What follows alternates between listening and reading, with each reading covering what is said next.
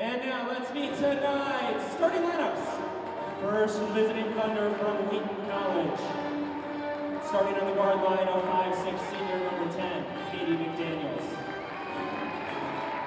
A 5'8" senior guard number 11, Chantal Meacham. A 5'10" junior guard number 22, Kelly Lawson. The other guard, a 5'9" junior number 24, Maggie Danso. And a forward, a 6'2" sophomore number 14, Devin Kyler. The Thunder are coached by Peg Nancy, assisted by Katie Cuthbert.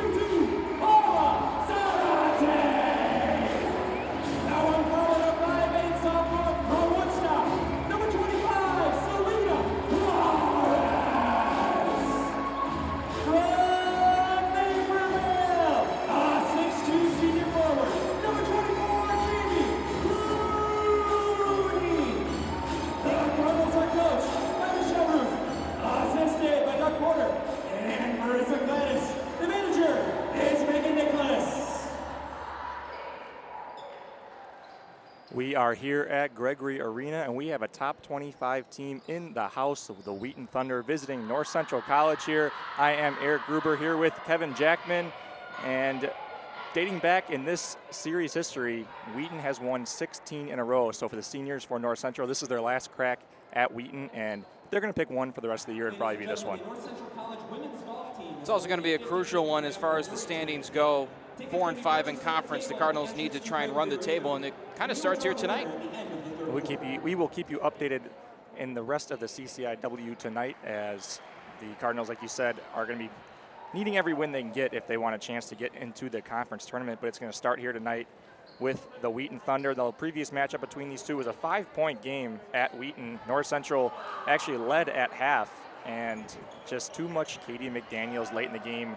She was a first-team All-American her junior year and a preseason first-team All-American to start this year. So she's one of the best two guards in the entire country in D3 basketball. You can make the case for player of the year, period. 22 points per game, and she fills out the rest of the stat sheet as well.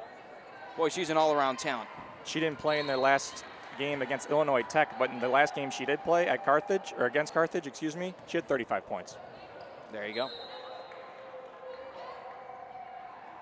And Kyler wins the tip. The starting lineup for Wheaton is Kyler, who just won that with McDaniels, Meacham, Lawson, and Dansdale. The Cardinals getting a turnover right away to start, and Meacham with the rebound.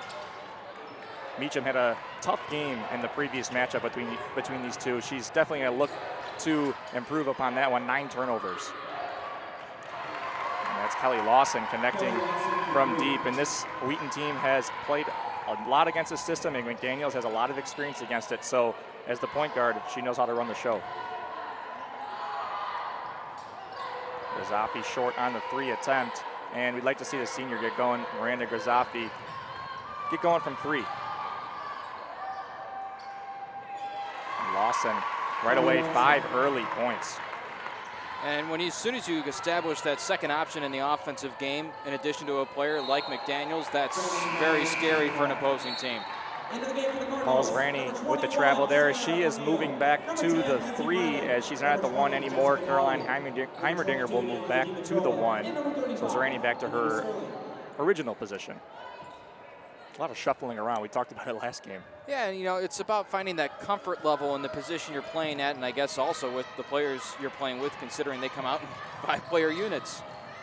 In the last game between these two, Kyler, the center for Wheaton, almost had a triple-double. She had 12 points, 15 rebounds, and 8 assists, I think along with 5 blocks as well. So far, Wheaton off to a fantastic start. Another turnover by the Cardinals.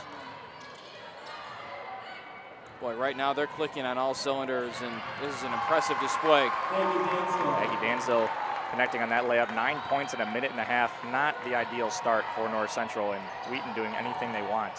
Offensively and defensively, another steal. Here comes Dansdale. Ooh, and that looks like it could have been a jump ball, but a foul called on Sterling. She doesn't agree with that one, and they'll send Lawson the line, who already has 5 early points. Well, the junior this year so far, 12 points per game. She also boards up for 4.5 rebounds. Obviously a very versatile player at 5'10", can get out and run the floor, as she demonstrated right there. This Wheaton team can play a lot of different ways, which is scary for a team like North Central that likes to outmaneuver their opponents by getting out in the fast break and also pressing on defense. But a disciplined team like Wheaton will always present the issue of, we're just going to be able to pick apart what you do, so try and stop us. And right now, off to a potentially 11-0 lead if this free throw goes for Lawson. You don't want to trail at all, especially by double digits, this Wheaton team. Like we already mentioned, one of the top 25 teams in the country, coming in ranked 25th. And the Cardinals really need a basket right here to try and quench this hot streak for the Thunder. Kyler, a very good rim protector inside. It's going to be tough for those 4s inside to get any easy looks. An adjustment that North Central is making, that they've made in practice this week, the 4s and 5s are going to interchange going in and out. So the 5s are used to staying just around the perimeter. They're going to be moving inside. You saw Kelly Wallner there in for that rebound. They're trying to change up a little bit, but right now, obviously, nothing working for North Central. Another foul, and it's going to send Lawson back to the line. Well, the problem with sending Wallner in to try and board up on the offensive end is that leaves a vacant spot on the defensive end. You don't have anybody back and anchoring the defense, which is typical of the North Central full court press that they have. At least they have one person back, even if they do have to defend 2 or 3 players. At least have a body that's kind of established in the lane. You know, you'd rather have a big body back there too, a shot blocking presence. Lawson makes both again. She's off to a fantastic start, 7 points already. So you're going to see Ryan back at the 1 position, as she's also mixed in a little bit of 2-3 as well. So Randy likes to shot fake and drive. Right now, Thunder are absolutely glued all over the Cardinal offensive attackers. I think why North Central's trying to change up their offense is because without Whipple, they're very predictable, and they don't have that blow-by scorer. Zorani's very crafty getting in the lane, but Mason Whipple just does it with her speed. McDaniels thought she had a nifty pass and opted to go for it instead of the bucket, and then she, of course, just gets it right there. And those 50-50 balls you got to come away with, especially down like this right now. 15-0. Very, very great start for Wheaton and a terrible start for North Central. Honestly, right now, North Central has to concentrate on simply making life harder for Wheaton. And on the offensive end, that means continuing to take care of the basketball and put up shots, because eventually they're going to fall. On the defensive end, you have to make sure you take away available good looks. And I've been watching this Wheaton team play for a long time. Very well-coached, disciplined team. And the game that they beat North Central in, that was one of the worst games I've seen them play all year long. In 4 years that I've seen them play. And I couldn't believe that they still came away with the win. They had so many sloppy turnovers that you're not used to seeing from that team. And right now it looks like they've cleaned everything up from the last meeting. Well, the worst case scenario for the Cardinals is to feel the need to press, because the way this offensive and defensive system is designed, you're already putting a lot of strain on your players. To put additional stress is only going to make matters worse. Ellie Zeller checks into the game. She missed most of last season with a torn ACL. I was talking to Marissa Cladis, the grad assistant before the game. She was surprised to see her. She didn't play in the first meeting, and she is back now. This is her 10th game. She was a very big catalyst for their team in previous years. You had a weapon like that down the stretch, and oh boy. It's like making a trade. It really is. You're picking up a key player. Acquisition, and there she is, rimming out on the 3. See Maya Walls back in at the 3 position as she has moved from the 5 to the 3. And just a good defensive play down low by Jordan Myroth. And Maya Walls doesn't agree with that call. Katie McDaniels, All-American, might get that call. I would think so. However, I think that last offensive possession for Wheaton happened to also be the first time they came up empty on a trip down to the right side of the floor. They have been so efficient on the offensive end, and when they haven't, they've gotten offensive rebounds and had second chances to put it up and in. And in baseball terms right now, they're pretty much pitching a perfect game. Pretty close, too. I mean, obviously, 16-0 lead. I mean, you can't go much more perfect than that, can it? And you look at the North Central bench and just the players on the floor, they just kind of look shell-shocked right now, like a train hit them. It's a tough thing to deal with at home on your home floor with a lot of excitement coming into the game, getting a start like this. Well, the good news is you can always fire away and get right back into this game with a couple of threes, which is what North Central is best at. They just have to start hitting. They have to see one go through the hoop. The problem is right now they're not even really getting any good looks, and Wheaton is doing whatever they want on both ends of the floor. Kelly Lawson right now is taking full advantage of the lack of presence the Cardinals are providing in the lane. Lawson now up to 10 points on the evening. Make that 11. You know, you wonder how much that impacted the three earlier in the game, impacted the way the Cardinals decided to guard her, because all of a sudden she extended everything that was going on inside the paint. Cardinals right now just struggling to even get a look as Dimitrova, this might be the best look they've had all game, and that's not a good foul for North Central as they're already in the bonus. Right now, Coach Roof looks like she doesn't know what to do because she can't make the ball go through the hoop. She can't do it for them as they're getting some looks inside, but it's just not falling. You almost wonder if you have to play your fourth quarter lineup here at the end of the first quarter just to try and make this a game. And Jill Berg at the line. The Berg family, Jennifer Berg also on the roster, and there was a Berg on the men's team. There was? Previous years. I believe it was Michael Berg. Family business at Wheaton. And she connects on both. 21-0 lead to start. Couldn't be much better for Wheaton, couldn't be much worse for North Central. Cardinals just need to find an open shot and knock it through. And you see Shannon Ryan hesitate there. You'd like to see her just pull that one, as she is a very good shooter. You're not going to get much space with this Wheaton team. They look like they're executing their game plan perfectly, as Coach Madsen has them clicking on both ends. Well, the issue right now is almost as if Wheaton has North Central's game plan, and not only that, but they've anticipated exactly where the Cardinals want to go and where they want to go. And another turnover as Zerny stepped on the sideline. And Coach Roof is going to take a timeout. You don't see that often. And the Cardinals just kind of look like they're lost out there. And it's almost like in football where if you have the other team's playbook and you know exactly where the wide receiver is going to run, how are you going to throw it there? Everything, especially on the offensive end, and obviously things are not going the Cardinals' way on either end, but it begins on the offensive end because every time they miss, Wheaton is getting out in front and they're taking advantage of these long misses. But on the offensive end, like you just said, it seems like everywhere the Cardinals want to go, there happens to be a Wheaton Thunder player. And when they drive, there's a presence in the lane. And when they kick, it's almost as if they're playing with an extra man.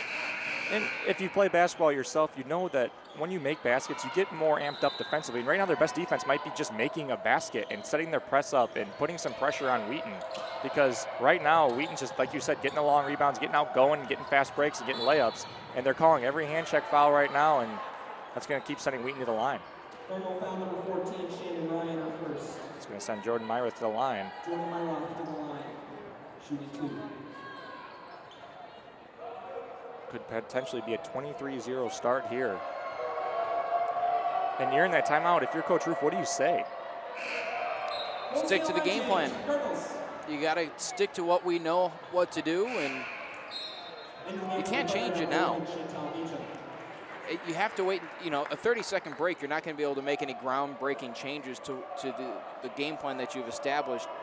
That would have to wait until half, and even then, you couldn't just instill a new way of playing, but stick to the game plan, keep your confidence up, and go make a shot. They really do need some confidence right now because they're playing like Wheaton's coming in here ranked, and it kind of looks like they know that they're the better team right now. And Reedy has a good look there, unable to connect as McDaniels checked out. Meacham checks in for her. McDaniels already 3 points, 3 assists early on for the All-American. Thing I liked about that shot from Reedy, she took it with a little pep in the step. And there's some good hustle as Reedy saves it. And a whistle. Not sure what they're calling. Oh, shot clock reset. And Coach Roof's not happy as they want to just run with it. It's a little frustrating considering the fact that there was a 2-second difference on what was supposed to be the game clock and what was, or rather the shot clock and what it actually was. But I don't know if I would stop play for that. And I'll tell you what about this North Central team right now. We said they had a very close meeting in the last one. There's no way they were expecting this coming in. You see Dimitrova move out to the outside there. That's a little bit of the difference as they move those 4s and 5s out. There seems to be a lid on that basket. There really is. It's almost as if it's a different height because every time the Cardinals put up a shot, it is just that close and yet that far away. And that was a good look. So 2 consecutive possessions, you have good looks at the basket and can't find a way to put it in. And I understand we're missing Mason Whipple here as she is out for the season, but there's another good look for Wallner. And that one just way off to the right. I think they're going to call a foul on Wheaton, and they will. That's the 4th team foul, so both teams now in the bonus the rest of the way after that one. But Whipple had her worst shooting game of the year against Wheaton, and they still only lost by 5. She was 5 for 20 from the field. These guards are quick. On the defensive end, they slide their feet really well and stay in front of you. And on the offensive end, they know exactly where they want to go with the basketball.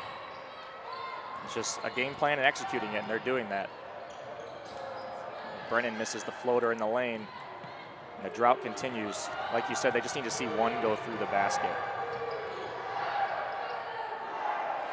A break right there for the Cardinals. That's a good defensive stand over there. Even though it was an open shot, they forced McDaniels to give it up. Dolly looked like she wanted to pull the trigger, unable to. Right now, you got to just kind of be the one to step up and say, I'll get the first basket. This is all a lot of mental right now because you know how much this team can score. No points in 6 minutes of action. Just 5 on the shot clock now, too. And that's going to send Dolly to the free throw line. And hopefully, that will take the lid off and maybe get at least one through here. Still no field goals over 6 minutes played here in this first quarter.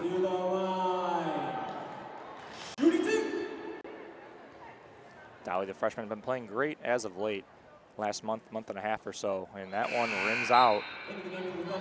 This might start playing heavily on the Cardinals' psyche if they can't come away with a point on this trip to the free throw line. They're really just not used to going over a minute and a half without scoring, let alone 6 minutes.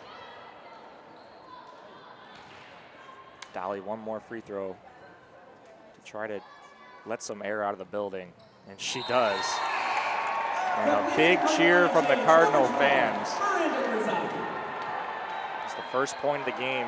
Takes 6 minutes and 2 seconds for North Central. Now you can get aggressive. Now you can relax just a little bit. And that's going to be, ooh, that looked like it was off of Wheaton, but it's going to stay with Wheaton underneath the basket. And that's something like that, a point, or you get your first point of the game turnover, that's something that gets you going. I'm not saying it's going to bring you all the way back. It's just something that gets you going a little bit, but Wheaton keeps the ball here. Yeah, they need to grease the train tracks a little bit and just get on a bit of a roll. There's a clear kick ball. Also, forgot to mention Mel Bremhorst has checked into the game for Wheaton. The tempo of this game needs to speed up as well. If they want to try and chip away, these dead balls are absolutely hurting their cause. All these hand check fouls, all the fouls away from the basket like this, they're going to call everything right now, and that one was a foul as she raked the wrist of McDaniels. They're going to call all those. With the rules they have, and this is a rare substitution, a 1-for-1 substitution. Maybe the end of game lineup is coming into effect, like you said, Kevin. Looks like Shannon Ryan is going to be the one tag teamed out, but it might be the best strategy right now to get your best players on the floor right now and try and make a push. Daniels splits a pair, and she is now 2 for 4 from the free throw line. And Heimerdinger all the way to the basket, almost their first field goal of the game, but she's going to go to the line. The Cardinals try to add on to their total. Hey, if you can't make field goals, get aggressive, go to the hole, and get to the free throw line. And the refs are calling everything right now. And they're calling it both ways. They're not just calling it on one side. You got to see that, and you have to be aware of the fact that if you take it to the hole and you've got a good bit of leverage on your defender, you've got a really good chance of getting to the free throw line plus whatever you can make. And she splits a pair. So the Cardinals now have missed 2 free throws. Here comes Bremhurst. Into the lane is Myroth, and a nice low floater over the outstretched arm of Cooney. That's never easy to do. And Cooney's going to try to break the spell, and she can't do it with the top of the key 3. I will say, a small victory being the fact that the Cardinals held Wheaton without a field goal for the last maybe 3 minutes or so. And another foul on North Central. It's going to be on Heimerdinger. Right now the Cardinals from the field are 0 for 11. Wheaton, meanwhile, 7 for 11. I'm not quite sure whether I'm surprised more at the fact that they've missed all 11 shots, which is pretty startling, or the fact that they've only taken 11 shots in 7 full minutes of game time. This is the 15th free throw attempt as well in the first quarter for Wheaton. They're on pace for over 60 free throws. I'm not saying that's going to happen, but that is an incredible amount in 7 minutes. And all the Cardinals, you can kind of tell that some of them just don't, it kind of rubs off that no one's making anything and people are a little hesitant to shoot. Still no field goals as Heimerdinger misses the little floater in the lane. And this nightmare continues for North Central right now.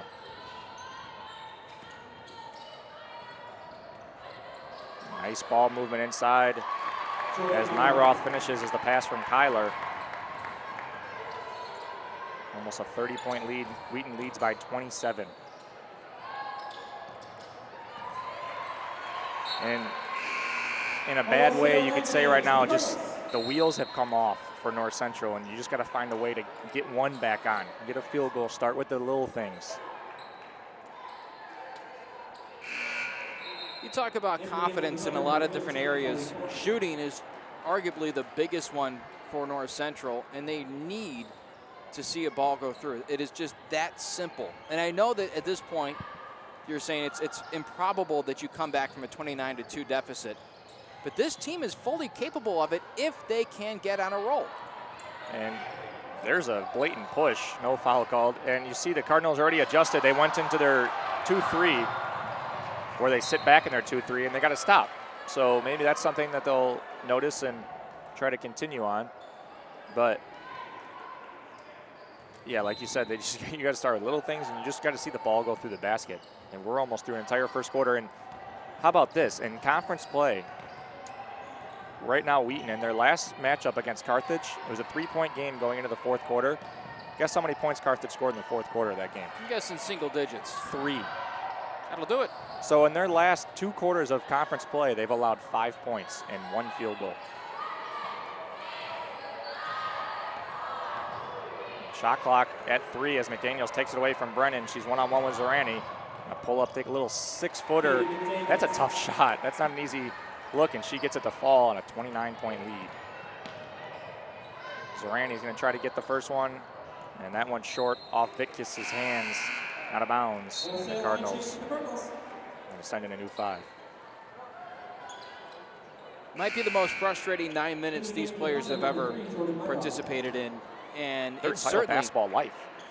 It's one of those things where you can clearly see on the court right now. It's not a matter of energy or the willingness to sacrifice, whatever cliche you want in sports. None of it is going on right now. This team is fighting hard.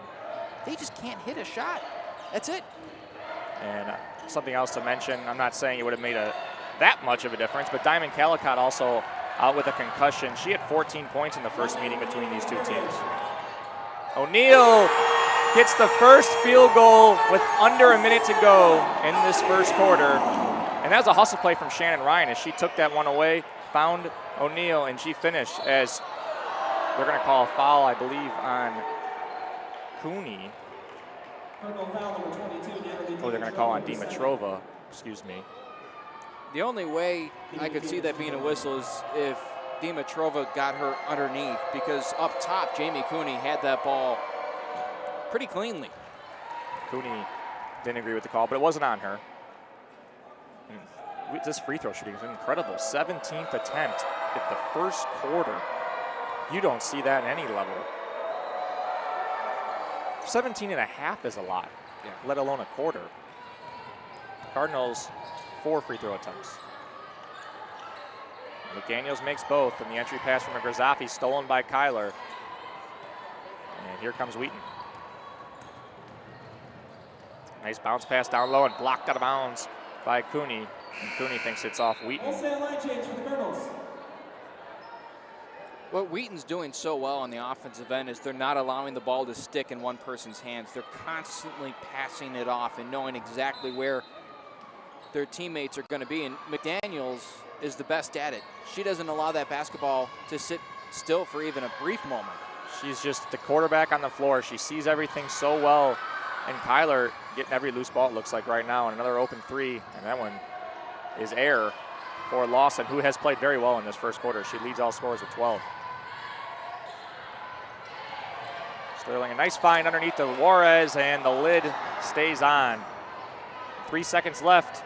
McDaniel's going to have to pull up at the buzzer. Nope. But a near perfect quarter for Wheaton as they lead 33-5, and the Cardinals don't get their first field goal till under a minute to go in this quarter, and O'Neal 3. And we'll be back in 1 minute for the second quarter.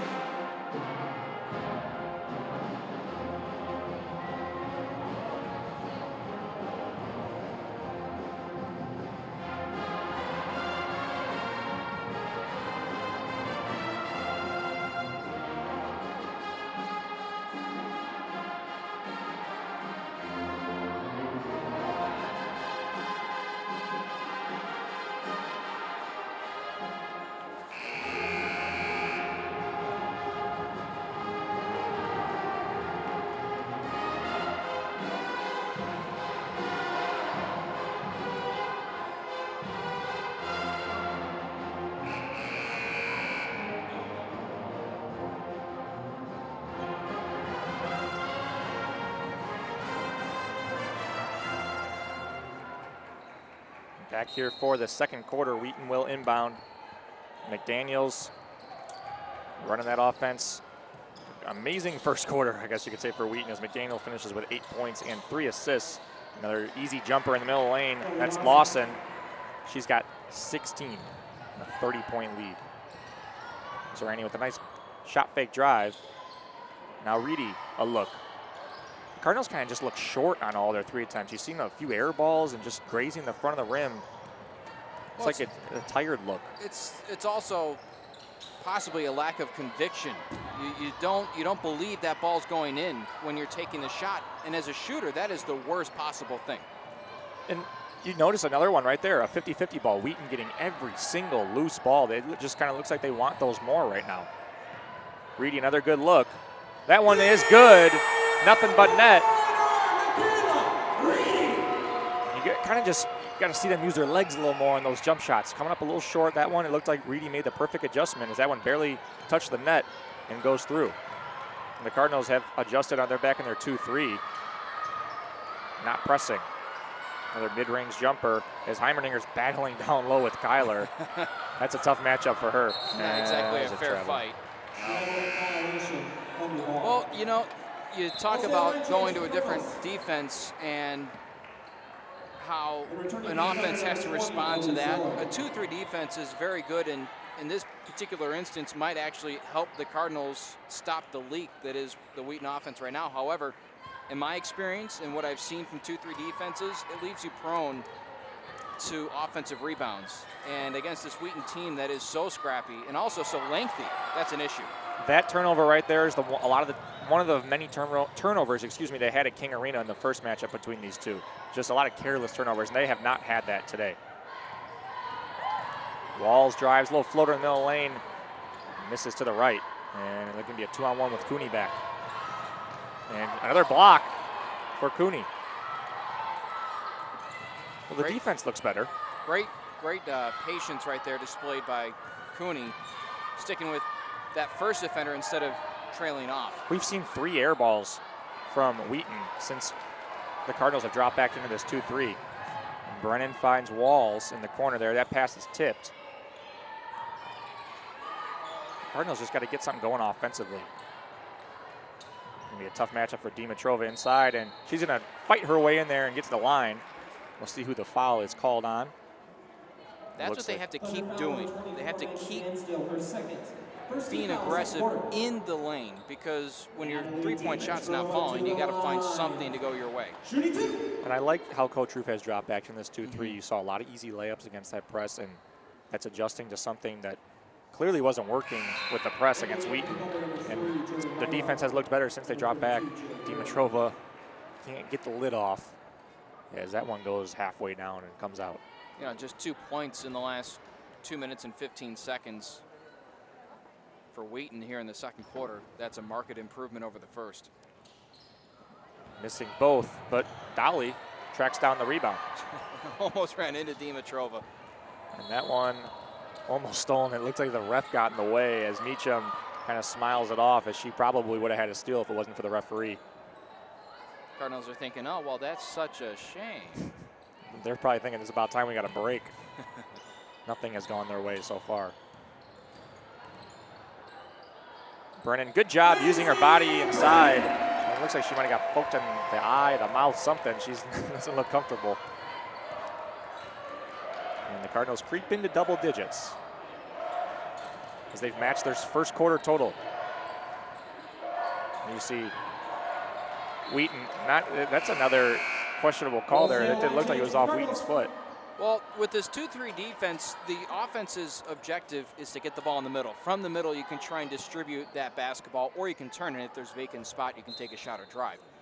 The problem with this 2-3 defense is you've got multiple players for Wheaton who could play that critical position in the middle of the lane, and what I've always called the control tower, just kind of being able to look out and finding your teammates. Ellie Zeller able to connect on that bank shot from about 10 feet. And yeah, like you're saying, the 2-3, I was thinking of Jill Berg when you said that, because she's the one in the middle right now on the 2-3. And Juarez takes her first 3 of the season, I believe. As, like you said, those 4s and 5s are going to be mixed in and out. Yeah, second 3-point attempt. Second, and that one good for Myroth underneath. Another easy basket for Wheaton. And they're getting all the easy ones in transition. O'Neal with it. She had the first basket of the game. As Juarez finds Sterling for an open look. Nope. The Cardinals right now just really can't get any rhythm going offensively. Well, they're seeming to, at least part of the time, willing to pass off because they don't want to be the ones taking some of these shots. For instance, Juarez right there probably had a good look if she had spun back into the lane. There was nobody trailing her, but decided to give way to Anita Sterling. Sterling going to drive to the basket, and she will force her way to the free throw line. There's a new 5 ready to check in. I think if you're the Cardinals, a moral victory would be getting this to under 20 at the end of the half. That would be my goal if I'm coach. Try to get it to 20 or under and just have a chance. And as I said earlier, Brennan was poked in the face. Looks like she's tending to a bloody nose over there behind the bench. Never fun. I think another plausible goal, considering that it's been 4 minutes and Wheaton has scored only 4 points, is to keep Wheaton under 50 in this first half as well, which may take some of the energy off the offensive end, but you need to stop them before you can start scoring again.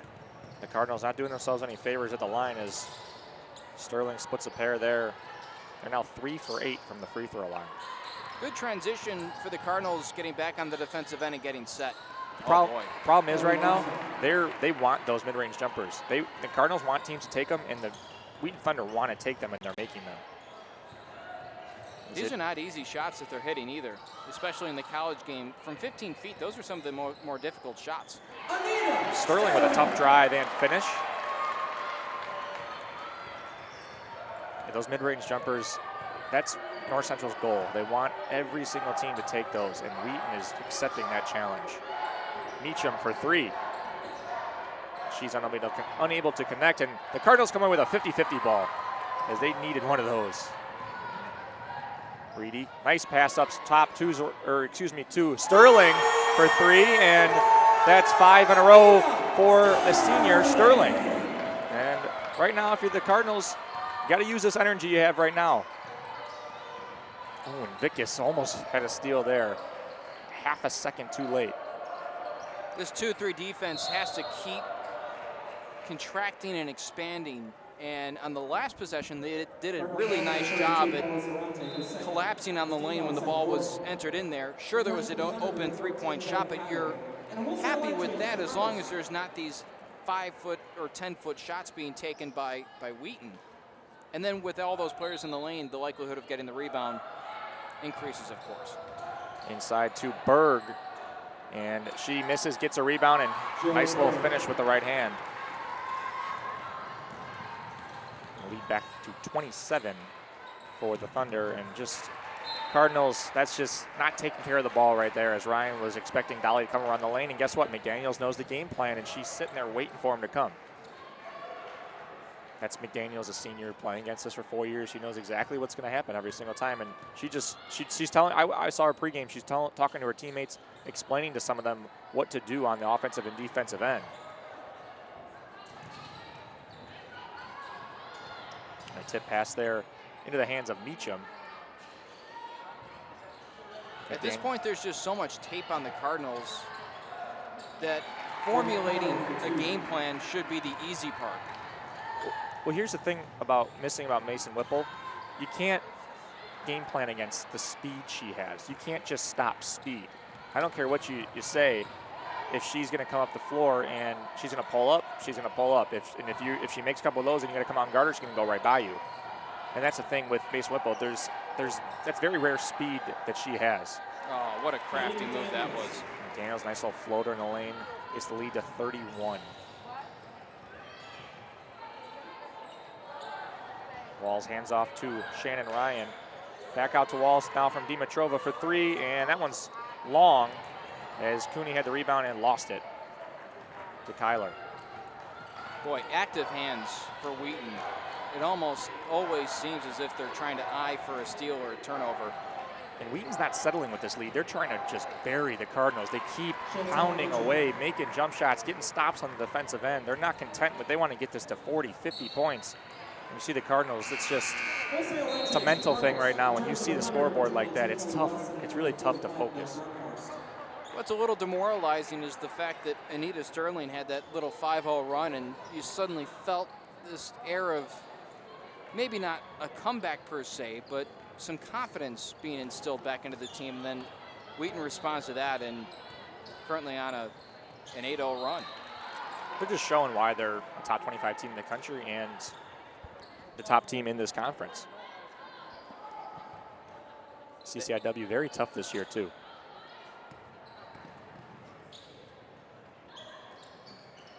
Zorhani always looking for those steals.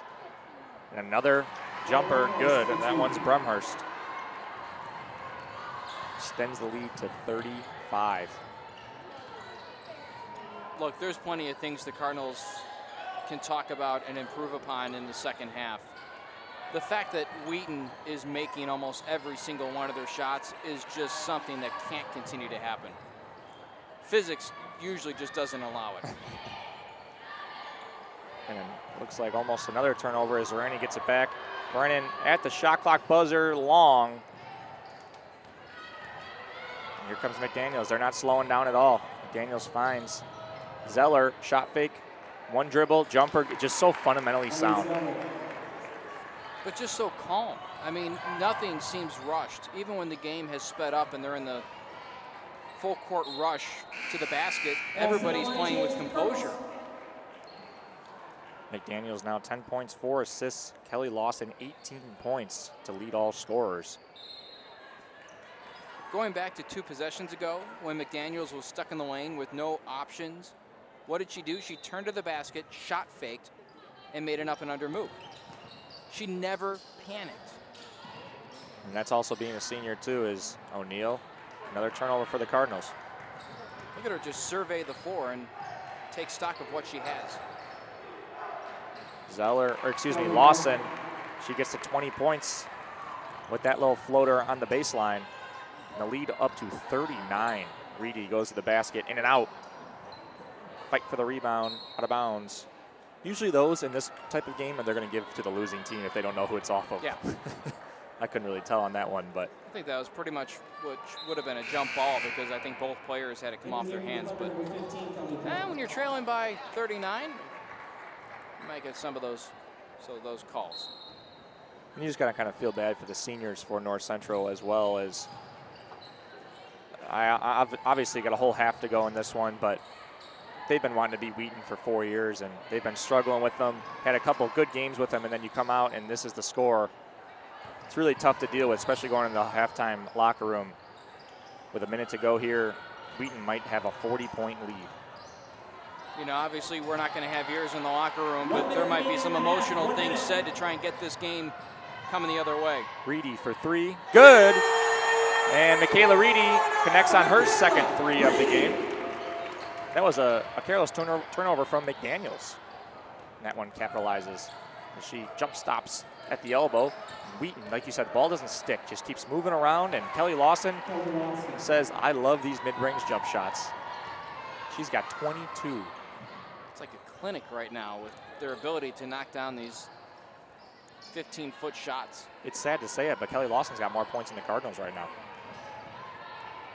She has just been outstanding from the field as O'Neal turns that one over, looking inside.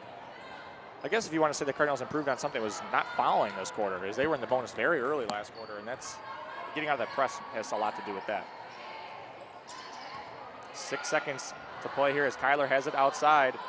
And a 3-ball at the horn. Nope, and a rebound by Dimitrova, and that'll do it for the first half. At the end of the half, Cardinals trail by 38. And like we said, you're in the locker room, you're not sure what's going to be said, but let's put it this way, it really can't get much worse in the second half than it did in that first half. No, I'm sure the seniors will go in there and they'll try and regroup their team. Obviously, this is a big rivalry. The distance between the two teams, the history between the two teams, you want this game, not just for the season purposes, but just to be able to say you beat your rivals. So I'm sure they're going to go into the locker room right now and discuss ways of trying to come back and combating this magnificent first half for Wheaton. You just got to play for pride now. You want to go out on a good note against this Wheaton team. A comeback, not impossible, but going to be, I would say, the odds would not be in their favor for North Central. Yes, it is a steep climb, but hopefully second half for North Central, we can see a little bit of improvement and come out and get some stops on the defensive end and move in transition. But we go into halftime, 57-19, North Central trails against the number 25 team in the country. We'll be back in about 14 minutes for the second half.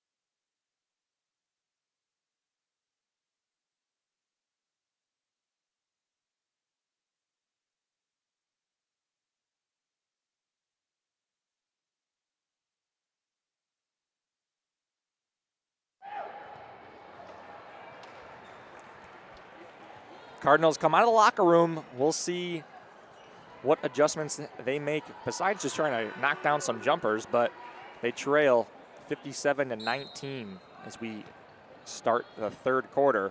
That'll be the starting lineups for both teams. Grzafi looks for Juarez inside, and almost a turnover right away as Zorani comes away with a loose ball. It almost looked like she double dribbled there. I don't know if she did or not. Maybe she just lost it. But she pump fakes here. Little mid-range jumper, good. That's not a system shot, but it goes in, and they'll take any points they can get right now.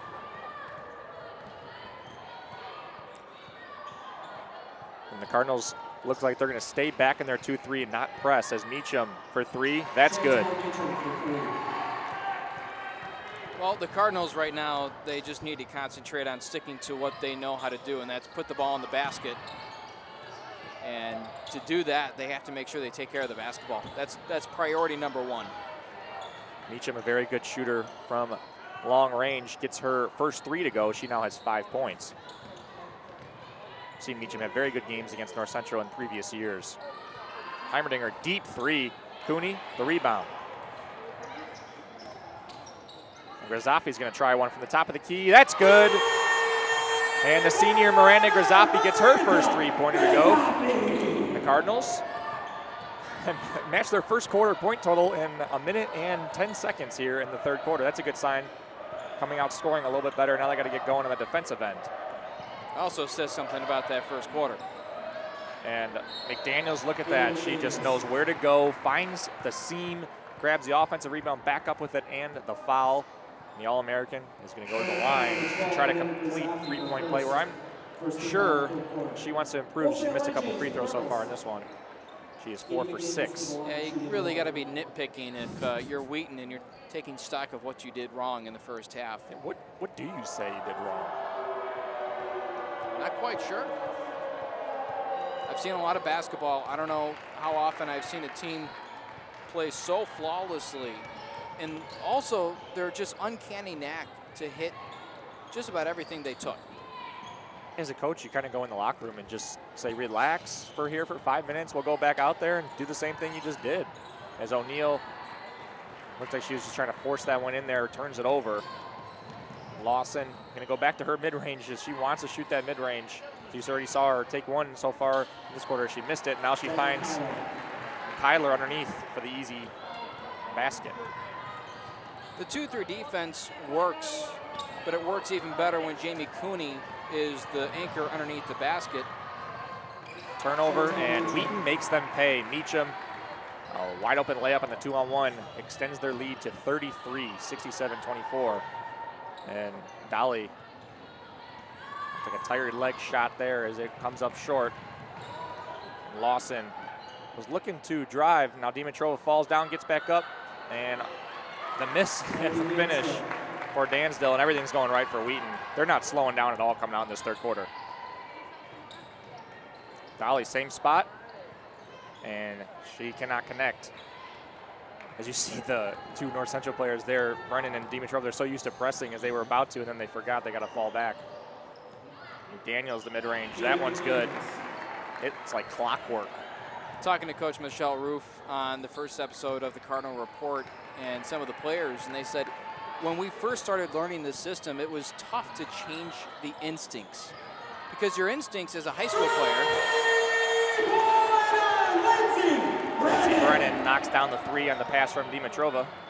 Your instincts as a high school player is when either you make or miss the basket is to retreat on the defensive end and get back to your assigned post.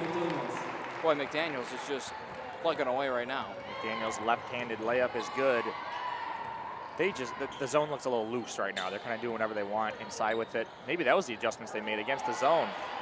Sterling finds Dimitrova underneath in a substitution timeout taken by Coach Roof. But getting back to that about the instincts, you have broken these players, and now you've taught them, and they're instinctive to when you see a ball go up, you're going to rush to it, and you're going to stay on the defensive end in the front court. And now all of a sudden you're saying, no, let's go ahead and drop back. And that's got to be such a weird and strange change for these players to make. And now they're back to the full court press. Doing what they know best, like you said. Another mid-range jumper, another make. That's Zeller. The Cardinals, some new faces out there right now. Bradley and Lavia check in for the first time as Victus is going to go to the free throw line. A 46-point lead for Wheaton. And what's crazy about that is this was a 2-point game with a minute left to go in the fourth quarter at King Arena in December.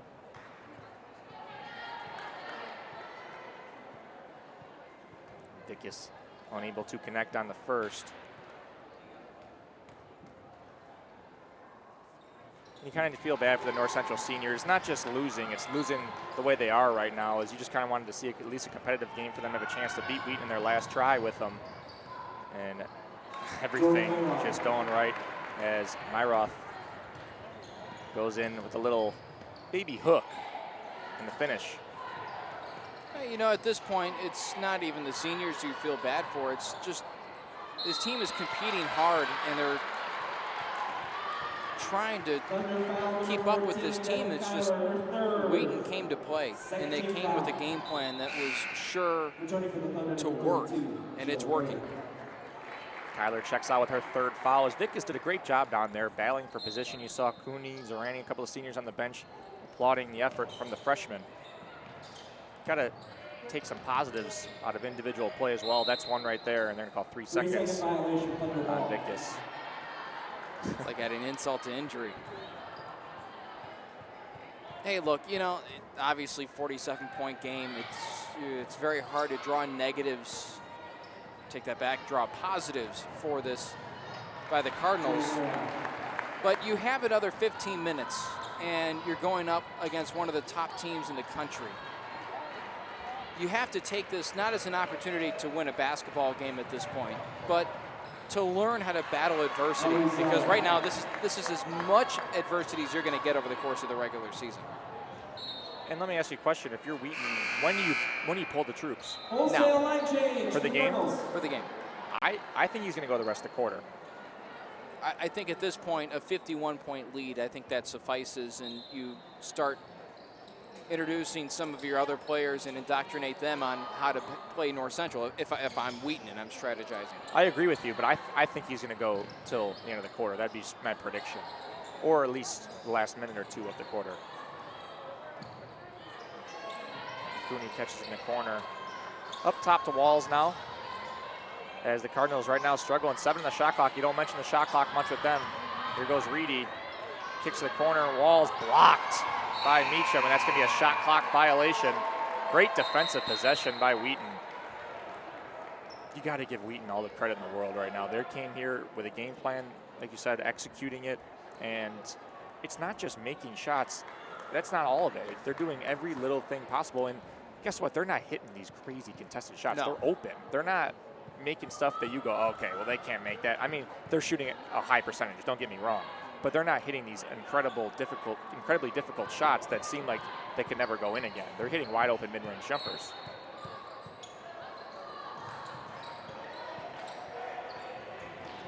They're playing at a high level. Daniels going coast to coast, off her leg, out of bounds. You don't see that kind of turnover from McDaniels very often. And you know what? I know it's not going to affect the game in the grand scheme of things at all, but that type of turnover for North Central, you got 1 second on the shot clock. You don't want a live ball turnover there. Get the ball into your player.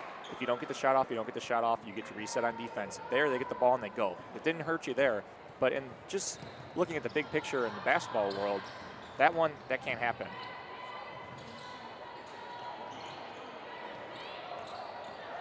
If I'm North Central right now, I'm just focusing on how to figure out how to beat this defense because they are suffocating right now. And guess what? If you're playing North Central and upcoming CCIW, you watch this game. You watch exactly what Wheaton's doing, and they're going to probably go back and watch the tape because they're going to see the score and they're going to go, whoa. And that's going to be something that a lot of CCIW teams recognize. They know what North Central does, but Wheaton's just absolutely doing it to perfection to beat the system right now. North Park is the team North Central plays next. That'll be a week from today. So North Central's going to have a week of practice. They have a Wednesday off. But here's the problem with that. If other teams are looking at this game tape, I have yet to see a team come in to Gregory Arena this year with the amount of consistently good talent that Wheaton presents tonight. Nobody has a playmaker quite like Katie McDaniels. I think the closest would be Liz Rayberger. But even she has moments when she looks beatable. Katie McDaniels has tonight shown absolutely no fault. And she has elevated the play of her teammates, and Kelly Lawson obviously with a tremendous night as well. She's elevated her game and the rest of the team as well. Manny McHugh checks in for the first time for 3. That's no good. You see Lindsey Brennan's got the Kleenex in the nose, trying to stop that bleed still.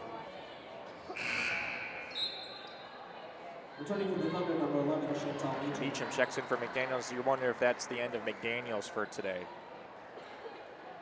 I don't know if I would subject her to much more of this quickened pace.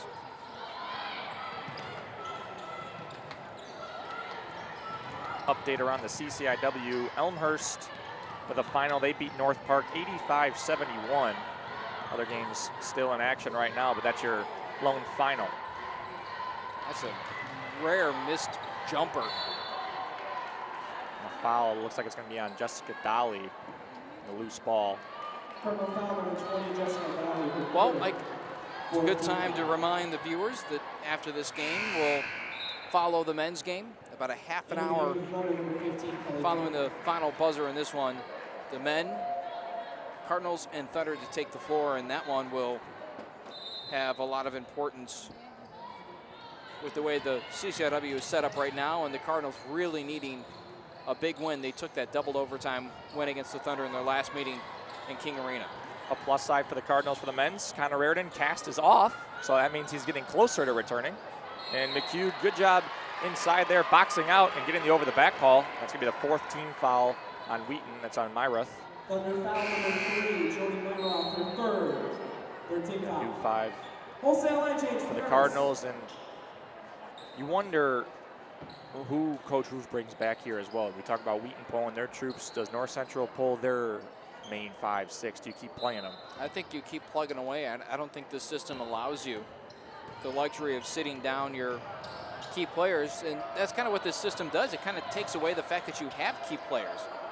You talk about a Mason Whipple, as we got another 3 in the key on Natalie Dimitrova. You talk about Mason Whipple, and while she has a huge impact in the game that she was playing, she still only played 10, 12 minutes out of a 40-minute game. So everybody participates. It's just a matter of finding, the combinations. So you really can't sit people. A good find there as Krzyzewski unable to hit, but Dimitrova found her wide open on the outside, and they're going to have to reset that shot clock again. Yeah, that ball did not hit the rim, so they got to figure out what time was up on the clock, and they figure 18. Is that a guess, you think? We'll Educated. We'll throw 18 up there. Sounds like a good number to me. A game that North Central wants to keep an eye on, as obviously you can move North Central to 4 and 6 in the conference. They're going to be chasing Augustana, who's the only one they're going to have a chance at probably, and Carthage is playing them right now. Carthage leads by 2 at the end of the 3rd quarter, a minute to go in the 3rd quarter. So North Central needs to root for Carthage as Zerani gets her first 3 to go. 83-35, 2.5 minutes to play here in this 3rd quarter. Wheaton responds, and Wagasafi with the block. It's got to feel good at this point.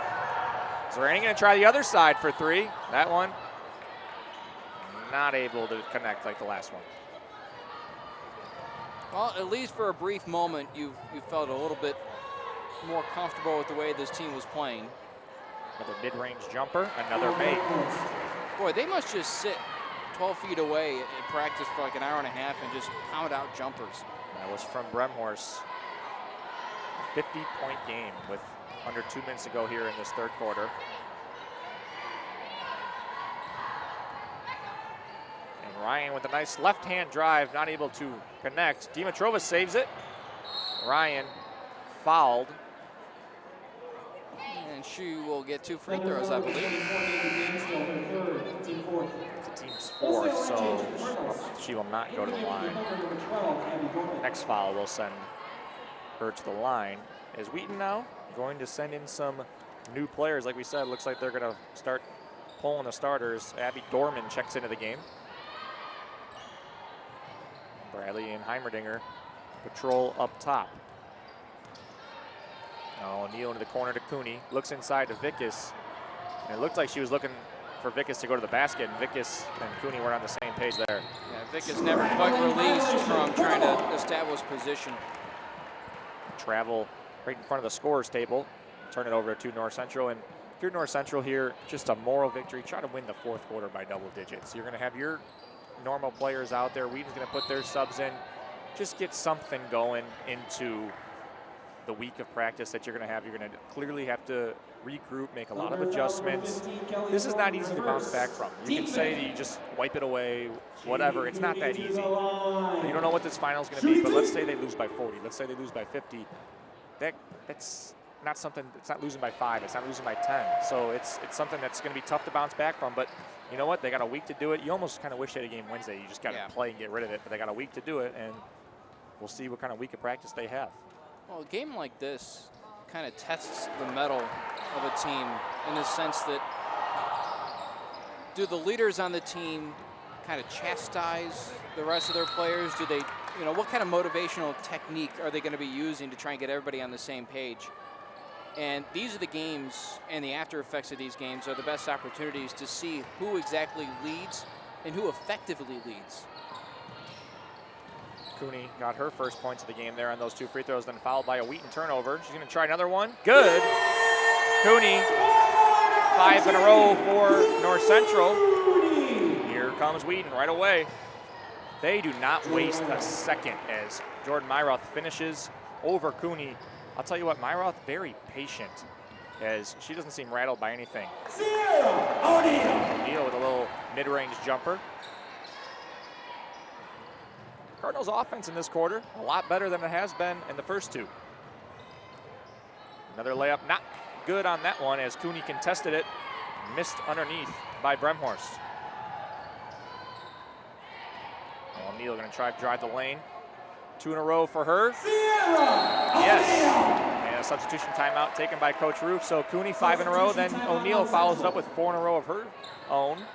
The Cardinals, 25-point quarter, that's more like it for them. It's a little bit of a 9-2 run. That's a nice stretch of play. That's something to take away from as you go to the fourth quarter. Try and capture that feeling and keep that going for the final 10 minutes. Megan Sellers checks in, and Sterling almost comes away with it, and who's that going to be off of? And that's the one where we talk about you don't know who it's off of, you give it to the losing team in this situation. As that one looked like it could have gone either way. 7 seconds to play. Reedy step back over to Sterling. And to clear out Lavia at the horn. Good! And Veronica Lavia gets it to go. A nice little smile from the freshman. You see a little happiness from the Cardinal bench. And she gets that one to cut it to 40 as the Cardinals trail 87-47. Look at that. McDaniels, Kyler, and Lawson. All the starters checking back into the game. I don't think Coach is very happy on that sideline. But that'll do it for the third quarter. We'll be back in about a minute right here on NCTV 17. 818. Again, that number is 035-818. Please report to the scorer's table to claim your prize of $115.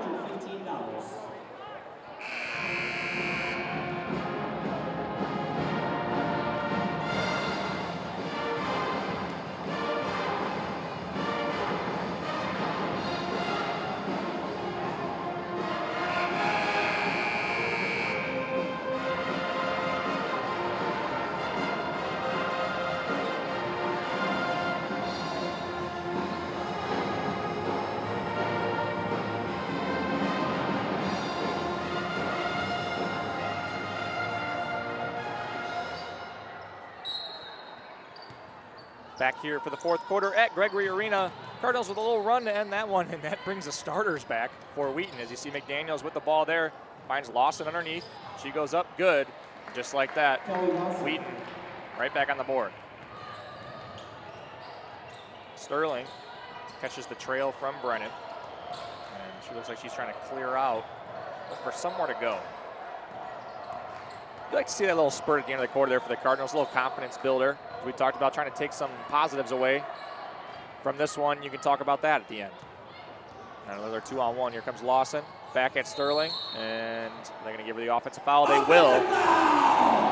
Sterling, so good at sliding in and taking those charges. That's her first charge taken of the evening. Now, every coach knows his team better than anybody from the outside looking in, but it seems a little strange to me that the starters would re-enter this game despite a 40-point lead at the end of the 3 quarters, and the fact that the reserves, for the most part, outscored the Cardinals 30-18 in that 3rd quarter. That run at the very end of the quarter was good, but they still didn't make it back to 500.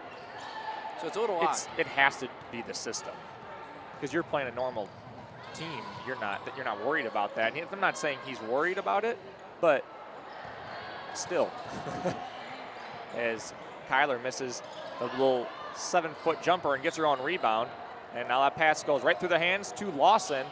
And McDaniel's waiting underneath, got tipped away into the hands of Walls for the Cardinals. Comes Ryan, pass got tipped over to Grazafi. Walls left wing. Ryan just runs into a wall, and that's Kelly Lawson waiting for her. But a 3-on-2 now for the Thunder. And they're so good in those situations as they just convert time after time. As Maggie Dansdale gets that one to go, and active hands. Katie McDaniels, another steal. You know, we were talking about what the Cardinals could take away from this game, and earlier I said there's not much because Wheaton is hitting their shots, North Central just couldn't. That was the story early on. To me, in this game, more than any other I've seen from North Central, they haven't passed with the same intensity on a consistent basis. There's been too many passes that were taken for granted, as if to say, this ball is going to end up at its destination and I don't need to put a lot of effort into it. And most of those passes against a team like this are going to wind up as turnovers, fast break, and points. I mean, if you're Coach Roof, you got to say ball fake, something. You got to do something to change it up. As listen to this game from McDaniels, barring this free throw, I'll wait for her. She misses the first and gets the second one to rattle in. 18 points. 8 rebounds, 7 assists, 5 steals. She's on triple-double watch right now. Heimerdinger, there's another tip pass as Kyler gets a steal. And Kyler, a big presence inside at 6'2". Cooney blocks that one, and they're going to call foul. I'm not sure if it's on Cooney, and they're going to call it on Dolly. It's going to send McDaniels back to the line where she is 6 for 9.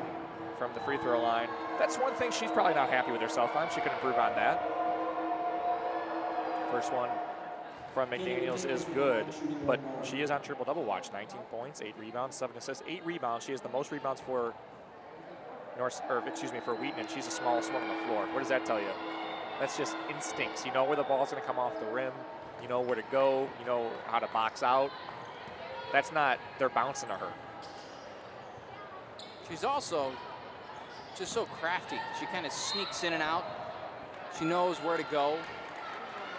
It's one thing to know where you need to be. It's another thing to be able to have the body control and the awareness on how to get there, how to maneuver around bodies and collect rebounds.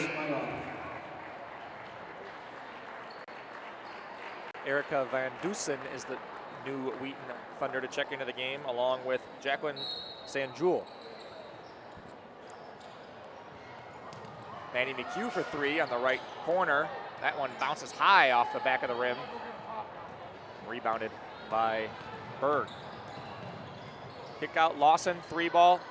Yep, why not? Kelly Lawson, 27 points. And guess what? She gets to play North Central 2 more times, and she likes playing North Central. You can tell because she's a mid-range jump shooter. She can obviously shoot the 3 as well, but she loves shooting that mid-range shot. Another 3, other side, and that one is good from Van Dusen. And a timeout taken by Wheaton. Looks like that's going to probably be to get all of the starters out in this lead up to 53 now, just like that. I think it's safe. Well, it was at 40. He puts the starters back in, and wow. And you got to remember, you're playing against some of North Central's reserves, too. You got some players playing that don't play a lot of minutes as well. To be honest, I think if I'm Coach Michelle Roof, I take one look at this game tape. I make the notes of what Wheaton was doing systematically on offense and on defense. And then I take whatever that game is on, albeit a tablet, whether it's physical tape, I burn it. I get rid of it. It's gone. It's gone. You know, you got to get it out of your psyche, and you don't talk about it the rest of the week. This game never happened. Jane Ortlip checks into the game for Wheaton for the first time as Zarani gets another 3 to go for her. Brennan with the steal. Up, good, and 1 for the freshman. Starters back in for Wheaton, no? Not after a little spurt. I don't think so this time around. If you blew a 53-point lead with your reserves, then you got more problems. With In 6 7 minutes, minutes, yes, yeah. in 7, okay, you the whole game maybe. 7 minutes, yeah. Still, in a whole game, I don't think anybody has even come close No. to overcoming a deficit like that. As Brennan misses the free throw, and underneath, another one good. That one's for Jane Ortlip. The lead back to 50. Zarani gonna try another 3, in and out. As Brennan another rebound in there. She's a very long guard. And she's gonna be able to rebound like that for another 3 years. As she's only a freshman, she creates some havoc in there. Jump ball, 6.5 minutes to go. A new 5 in for the Cardinals. On the Cardinal scoring side, the leading scorer, Zarani, with 10 points. Yeah, she's played well. I think Wheaton game plan for her as well, though, with just the fact that they know her tendencies and they were able to cut off her lanes to the basket. She's such a aggressive guard, but what she loves to do is that quick shot fake and stutter step and change directions, and Wheaton was all absolutely ready for it. And that one, that 3-point attempt's not good for Van Dusen. And I apologize, it was Sanjul on the other 3, not Van Dusen, that connected. How could you confuse those two? I'm sorry. I noticed the lefty shot, and then I went, nope, it wasn't a lefty before. Yeah. As Jordan Myroth still in the game. She has played a very good game. She's got 13 points, 6 for 6 from the field. Hasn't missed any of her looks inside. Ryan with the steal, pushing the other way. Reedy another 3 attempt, almost banked it, but a little late on a Saturday night. I don't know if that's open still. O'Neal tried to throw it off the leg of Van Dusen, and it will be Wheaton ball. The only thing that didn't work there for O'Neal was the fact that she did throw it off of her opponent's leg, but it hit off her leg before it hit the floor. Oops.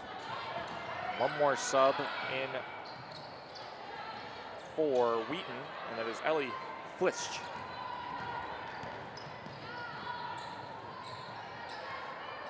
The Cardinals making another substitution, and surprised some of the starters staying in for the Cardinals. You said you expected that, but I'm going to keep running them out there and see if they can just get some momentum going as Reedy goes to the basket, and she will get to the free throw line. I just don't think that you have an opportunity to rest more than 2 or 3 players. I guess if you really wanted to be protective, you take Jamie out of the rotation, who's been dealing with injuries this year. Maybe Paula, who's been nicked up at times, but Reedy's also had a foot injury that she's dealt with this year, along with Dimitrova, an ankle. You might consider either running them out there for shorter stints or taking them out of the rotation as a whole, but you still need 20 players. And this is some good news for North Central right now. Carthage leads Augustana by 7 in the fourth quarter with 3:42 to go. If you're a North Central fan, put your Carthage hat on right now as you're rooting for Carthage to move to 5-5 and Augustana drop to 6-4, and that would leave the Cardinals 2 games out of that spot. 6 games left in conference play? I believe. Yes, and thinking about it, the Cardinals finish at Augustana. And if you're going to have any shot at it, obviously you need to win that game. But that could be an intriguing matchup as Heimerdinger connects from the top of the key for 3. But just looking at the upcoming schedule for the Cardinals, we said their next game is at North Park next Saturday. At North Park, then Milliken at home. 2 teams below you in the conference. I'm not giving them wins, but you get those 2, you're back to 6-6, and you can talk again. And you can talk about having a chance at making a run at it. And the Cardinals, not many more games here at home. 3 left. It's going to be a 3-in-a-row stretch, as the second of those 3 is going to be senior night against Elmhurst. And that's going to be a very emotional game, obviously. Always senior night is. And out of your next 4 games, you should win 3 of them. Elmhurst is a very good team. Very, very good team. Lavia to the basket and the finish. As she's got 5 points now, the freshman. Good to see her getting some time in there and converting. Cooney gets a block. That's her 3rd of the game. That's pretty common for her, though. Heimerdinger looks like she's either tired or a little sore, and there's I'm tired foul as she helps her up. Good sportsmanship there. Sorry, go ahead. Well, Elmhurst is a very good team. Remember what the Cardinals did last year on senior night? They took down what was at the time the top team in conference, Illinois Wesleyan. So you can't underestimate the emotional impact of that night. Obviously, you can never expect a win like that, but they've shown in the past they can do it, and Elmhurst certainly is of a similar caliber to what Illinois Wesleyan was a year ago. North Central beat Milliken, I think it was by about 30. We don't have to get specific, but about 30. But guess what? Milliken beat Augustana last week. You don't come into a game like that thinking, oh, it's Milliken, they're below bottom of the conference, that's a win. That's not how it is. Carroll beat Milliken. Yeah. Anything can happen, especially Division III CCIW play, CCIW being such a tough conference. There's no wins that are given. Sterling for 3, that's good. The lid's off for North Central. They're back to shooting well. But there's I have a foul or a traveling. It's going to be a foul on Walls, and that's going to send Wheaton to the free throw line, unless that's the 4th or the 5th. Yeah, it's the fourth, I believe. They put it up there so fast sometimes that you don't even. It's like the Wrigley Field scoreboard. It just, boom. But anyway, Milliken beating Augustana, you would never expect that. The way we saw Augustana playing here and Milliken not having a conference win, that's just, you wouldn't expect it. So you can't come in any of those games thinking like that. And then North Park, we had a very tough game with them. And Sterling, another 3 to go back-to-back for the senior. But North Park was a real tough game here. You got Liz Redberger on North Park, an extremely high-volume scorer, I guess you could say. If you get her off kilter, then you can. But that's the thing. We've seen her in the past. What did she take? Something like almost 30 shots? 28, yeah. 28, but she only hit 6 of them about a week and a half ago. Well, we both did the game when they were here. She was in foul trouble most of the game, and they still hung around. North Park played great as a team overall. Wholesale line change for Cardinals. But I think our point is that the road ahead isn't easy. You can never say it's easy, but there's obstacles that certainly look like there's a chance where the Cardinals can get past them. At the line, Allie Flitch makes the second, and I think it's going to be a timeout taken by Wheaton. 2:48 to play. We'll keep it right here, 108-65. It's good to see the lids off the basket for the Cardinals. They're starting to make some threes and just a normal scoring second half. I understand they're playing against reserves right now too, and not the starting lineup or the top 8 for Wheaton, but they're starting to make shots, and they were not doing that at all in the first half. 19 points, which is just unheard of in a half from this North Central team. It's really strange to see, but it's also, like you said, nice to see Anita Sterling connect on a couple. Now she's the leading scorer with 12 points tonight on an efficient 4 of 5 shooting. That's what was so weird about, and it really, the story of this game can be told in the first 3 or 4 minutes when Wheaton went up 22-0. They could not hit a basket. They had open looks, and if you convert some of those open looks off the opening gun, this game has a different feel. Wheaton still may win this game. In all likelihood, they would.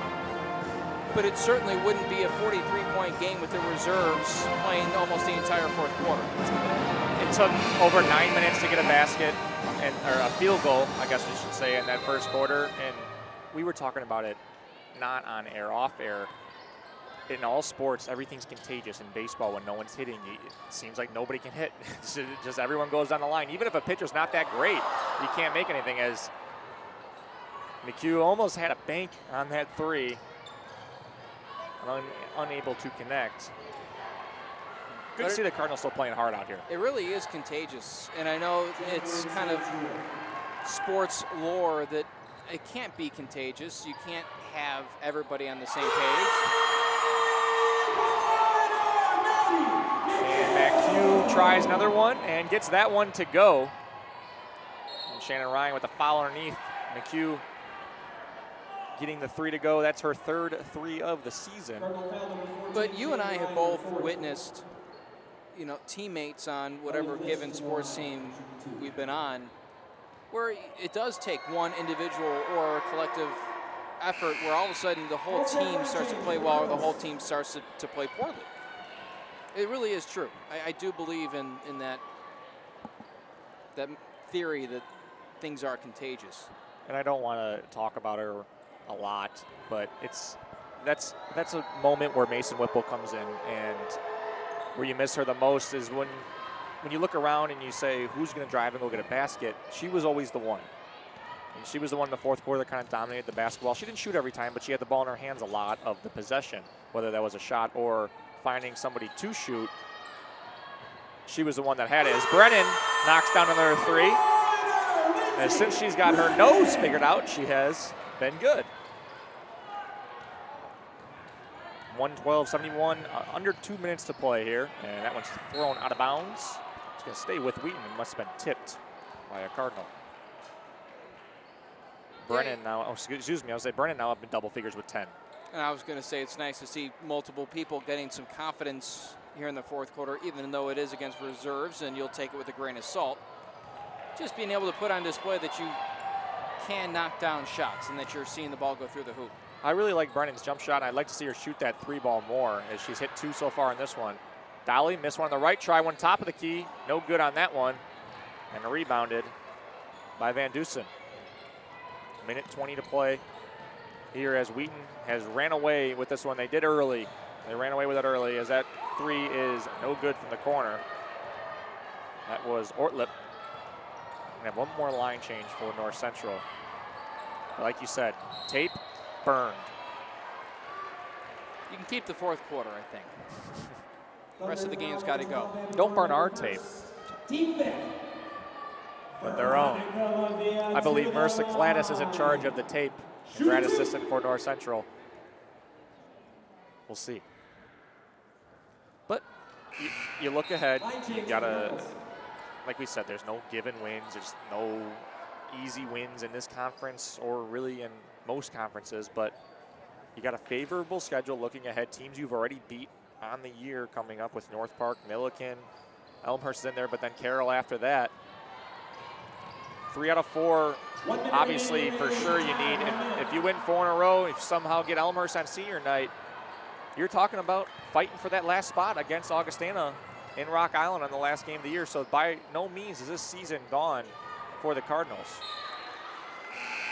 I'll pull up Augustana's schedule for you, as they are going to lose that game as they're trailed by 13 with 38 seconds to play. So that one you can pretty much mark up as a final, as Carthage is going to move into 5-5 and 1 game ahead of North Central, 1 game behind Augustana. And that is good news. You wanted that middle of the pack to be all scrunched up. It wasn't. There was 3 teams at 6-2 at one point, and Wheaton at 7-1, and then the rest was below. There's too big of a gap there. It's more fun when a whole bunch of teams are in contention for the 4 spots in the conference tournament. There's always going to be the 1 or 2 teams that absolutely dominate. There's always going to be one or two teams that fall to the bottom of the conference, but it's a lot of fun when there's that middle group and you don't know which of those 2, 3, 4, sometimes even 5 teams are going to make those other 2 spots in the tournament. Well, here's Augustana's upcoming schedule. Elmhurst, obviously a tough game. Elmhurst, a very good team. Then Milliken, who they've already lost to, but you would expect them looking for some revenge in that one. And then Wheaton after that. So Augustana, tough few games coming up for them as they have two of the top teams in the conference, or two of the top 3 teams with Wheaton and Elmhurst in their next 3. And Wheaton will just kind of let the time run out here. No more shots. The final from Gregory Arena, 112-71. Wheaton runs away with it early and doesn't look back. And they defeat the North Central Cardinals here. The last meeting between these two, the first one, a little bit better game. It was a 5-point game, but North Central, just a really poor start for them shooting. Were not able to regroup after that. The All-American McDaniels had an amazing game, along with 27 from Kelly Lawson. And pretty much nothing you can really say else about this one, Kevin, as Wheaton just dominated. Yep, that's about it. First quarter told the whole story. 33-5 exiting that opening quarter, and Wheaton never looked back from there. The Cardinals had a tough time combating that, and got to move past it. You got to build your confidence back up and go back to work and figure things out before North Park next Saturday. In about 30 minutes, the men will square off here at Gregory Arena. I don't know how much talk will be about the little brass bell in the fan section, as you hear that you hear that during every time these two match up, but we beat them in the playoffs in football, but not in the regular season. So I don't know how much is going to be talked about that brass bell. We'll hear it, I'm sure. We'll see. We'll see. But in about 30 minutes, the men will square off here from Gregory Arena. Thanks for joining us, and we'll see you in 30 minutes right here on NCTV 17.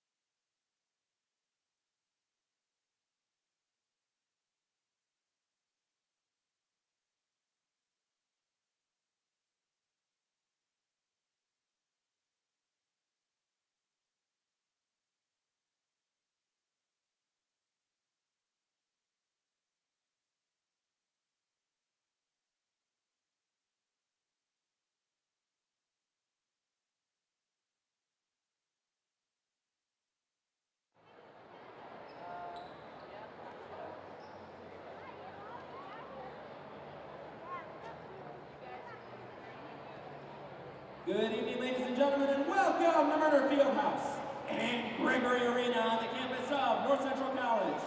Tonight's CCIW men's basketball game is between the Wheaton College Thunder and your North Central College Cardinals. And now let's meet tonight's starting lineups. First, visiting Thunder from Wheaton College. Starting in the guard line, a 6'1" sophomore, number 1, Aston Francis. A 6'3" sophomore guard, number 2, Luke Peters. A 1 forward, a 6'6" sophomore, number 5, Trevor Gunter. The other forward, a 6'5" sophomore, number 13, Kobe Eichelberger. And the other guard is 6'3", junior, number 22, Ricky Samuelson. The Thunder are coached by Mike Schauer, assisted by John Panner and Kyle Keck.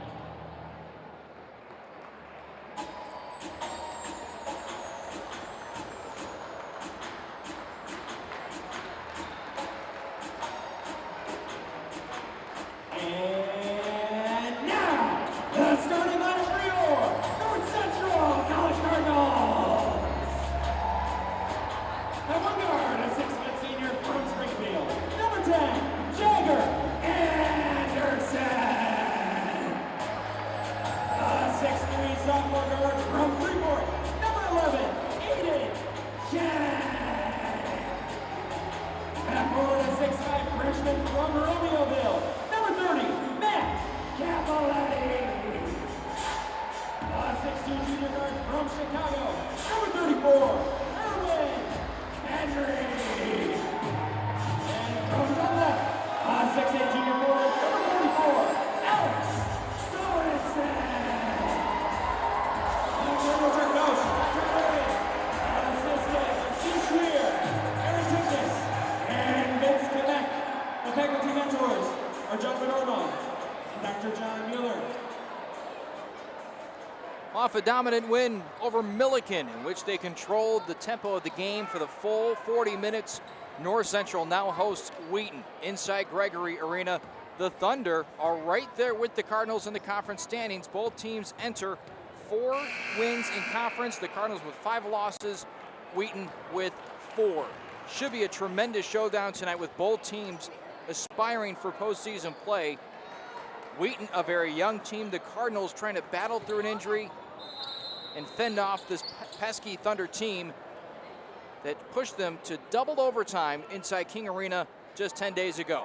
Just about set for the opening tip as Kobe Eichelberger wins the opening toss over Alex Sorensen. And with that, we're underway. Welcome to this NCTV 17 production of Cardinal basketball. Kevin Jackman, Eric Gruber here inside Gregory Arena.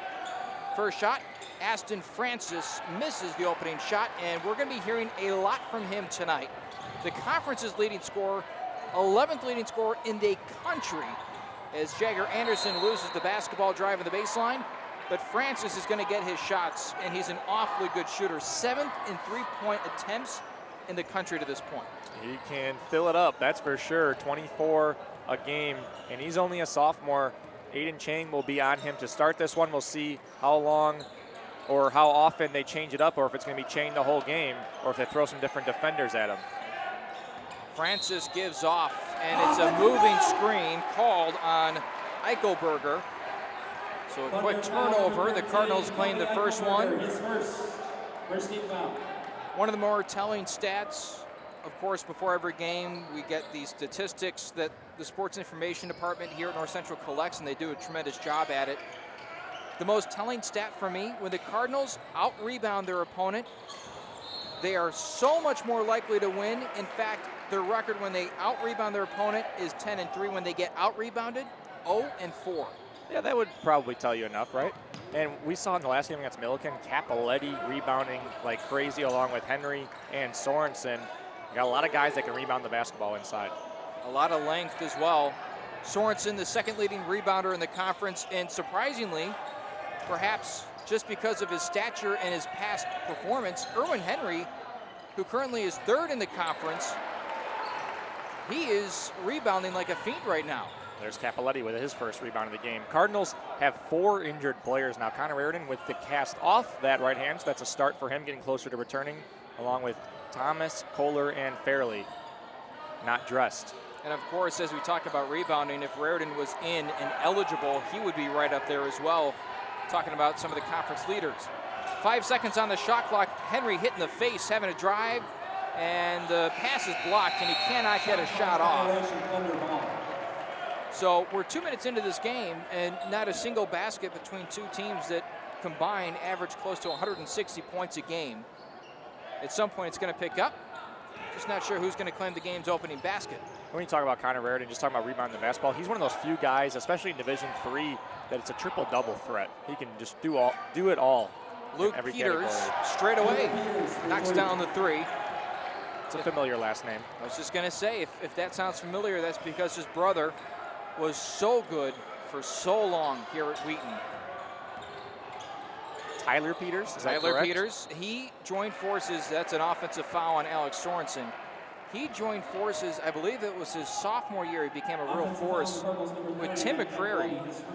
And that duo led Wheaton to being one of the more dominant teams I remember the North Central Cardinals playing over that 2-year stretch. And the famous, was it double or triple overtime game he was a The part two of? of them, yeah. Triple? Triple overtime. Triple overtime. And the Cardinals did lose that game, but that's one that will forever put an imprint on my brain because it was just so loud. It was inside King Arena. The fans are on top of you. You're trying to hear what you're saying, and you can't make out what is coming out of your own mouth, let alone anybody else's, because the atmosphere was just that electric that night. Yeah, like you said, even though they lost, that was maybe the most exciting game I think I've been at in North Central history. Atmosphere here tonight is calm so far, but there's a lot of people in the seats. And obviously with the Cardinals having not scored a basket yet, they have remained in their seats and fairly quiet, although I'm sure as soon as the Cardinals get into the scoring column, that'll change in a hurry. 17:03 first half. Erwin Henry looks to neutralize. Can't hit that off the right side of the rim, but Alex Sorensen cleans up the rebound. And a travel called on Sorensen as he was not double-teamed, but triple-teamed in the post. To carry over from the women's game from the beginning for both North Central teams as they took 9 minutes to score. I'm not saying it's taken that long yet, but both teams struggling to score at the beginning of the games. How about the Milliken game on Wednesday? The Cardinals held the Big Blue scoreless through the first, was it 6 minutes? Yeah, something like that, and it was a very impressive all-around defensive performance for North Central throughout that entire game. They're going to call this a foul on the floor on Aiden Chang. Now, he has to watch. He hasn't been in foul trouble this year, but he certainly has to watch himself tonight going up against a very lethal and a high-volume scorer. He has the ball in his hands, Aston Francis does, a lot of the time, and that leaves players prone to picking up fouls. That's why I was wondering if they're going to throw more defenders at him, because that's a tough shot. That looks like a little Dirk Nowitzki type shot, but Chang guarding the whole game, it's going to be tough for him to stay out of foul trouble. Pretty shot there for Francis, his first points of the night. 24.7 points per game. Scored 29 in their last game. Sorensen misses the layup, gets his own rebound, and fouled in the process as he was trying to yank it down. That's the second team foul on Wheaton. Cardinals have already picked up 3 in the opening 4 minutes. And he is almost 8 points ahead of whoever's in second, which is Alex Sorensen, in scoring in the conference. That shows you how good of a scorer he is. No one's even close to him. Luke Peters picks up a foul as he grabbed a hold of Erwin Henry's arm, and a dead ball foul. So that's his second foul. He'll have to take a seat, and an early substitution comes in. Zach Vam, a junior from Georgia. And we'll get into this more as the game goes on, but this Wheaton roster is a collection of talent from across the country. And I think that has a lot to do with their curriculum. That's not an easy word to say when you say it out loud. There's the first basket, and it's Matt Capoletti rolling to the basket. A nice spin move, puts it up and in. And they do. They just recruit from all over the country and come up with a lot of different players and students. For instance, Francis, their leading scorer from Texas. Why not? Here he is, same move, and this time well off the mark. That move is efficient from 12 feet and in. I don't know about 25 feet now. Can you say green light? Yeah. I don't know if anybody has more of a green light in the country. Well, I'm sure there probably is, but in the let's say the conference. Does Juwan Henry have more of a green light than him? So far, I don't know. I don't know, but Francis has certainly rewarded Wheaton for giving him that green light. 46% shooting. He's efficient. If he was shooting in the 30s, then you'd have something to say. Anderson pulls the three, knocks it down, and ties this game up. Jagger Anderson, we saw him knock down a three in the last game against Milliken, and he picks up where he left off from three with another one tonight. You don't see him shoot those. Yeah, that was really nice to see. In the corner, controlling the basketball is Jake Lagan. And the rebound, Matt Capoletti off the miss. Capoletti's always the one there for that rebound, it seems like. Poked away from Sorensen, kept in play, but Erwin Henry right there to collect. Outside Anderson, and Anderson just wants to slow things up and get things reset. Jagger Anderson, like you said, that no hesitation, that's the key to the mental part of the shooting. Don't hesitate, just shoot when you're open. 8 seconds on the shot clock. Sorensen sets a screen for Henry, now rolls to the basket, pass tipped. Up and under move! If you watch those, it doesn't even look like he's looking at the basket sometimes. He's so good at finishing underneath the basket. You'll see him do his little wheel around move kind of underneath the basket sometimes. He's so good at finishing down there. Court awareness, he knows where he is. Outside, the shot taken from deep and off the mark. Anderson skies for the rebound. Weaving in and out of traffic, goes cross court. Capoletti kicks it up top, and it's well high of its intended target in Erwin Henry. These teams coming off a double overtime affair, and North Central in recent years, we talked about one matchup already, has struggled at King Arena, and you know Wheaton wants some revenge coming over here after losing the one at home. You know, this is a young Wheaton team, but they certainly understand the gravity of this rivalry. This is the 187th meeting between the two teams. Wheaton owns the all-time record, or rather all-time record would be the right way to phrase that. 97 wins against 88 losses. But of course, North Central with the latest win. And when it comes down to it, it's about making postseason appearances, and whoever wins here tonight takes a big step towards putting themselves in that conversation. France is a strong little guard in there. He really just uses his body well there to finish. But this is a big game in the scheme of CCIW play this year right now, too, with Wheaton only being 8-9 in the year. They're 4-4 in conference, so they're right in the thick of things for that fourth spot. Holding underneath the basket. It's going to be a foul on the floor, and the fourth team foul on Wheaton. And it will come against Jay Spencer, the 6'8" freshman from Chicago, who was trying to get some advantage against Alex Sorensen, and that's certainly not easy to do. And Spencer, who's listed as 180 pounds, he gives up 60 to Sorensen. That's a lot in the post. And another foul on the floor. And is this Spencer again? I'm not sure, and it looks like it is. No, it is not. It's going to be against Jake Malagan, another freshman, but from Indiana. This is a very young team. When you're leading scorer, averaging over 24 a game as a sophomore, you're looking good for the future. Matt, check that. Tommy Koth has checked in. There's the first Matt Koth appearance of the night. We can keep a tally. Anderson up and under. We'll start. We won't count that one. We'll start now. Hopefully we don't have to count them at all. 9-7. For those without the backstory, Matt Koth is Tommy Koth's brother. A longtime great soccer player here, and for some reason in my brain, I cannot, for some reason, switch and separate the two of them. Matt Koth was very, very good player, so it's not like you're just saying his brother's name. He was a prominent athlete here at North Central. Speaking of, that's a foul on Tommy. That's his first foul, and the team's fourth. Cardinals with a 9-7 lead, 13-10 to play in the opening half. We do have a switch on Francis. Koth is the one guarding him now instead of Chang. So there looks like they are going to throw some different bodies at him, so show him some different looks so he's not used to the same thing, and I agree with that, and I think that's a great idea. That's a travel called on Vam, the guard. And I'm sure you'll see Phipps come in at some point and try to D-up on Francis, as Phipps is a very good defender. So Capoletti takes a seat, and Koth comes in, and this leads to basically what equates to a four-guard lineup as Aiden Chang gets his first shot up, but it's off the mark.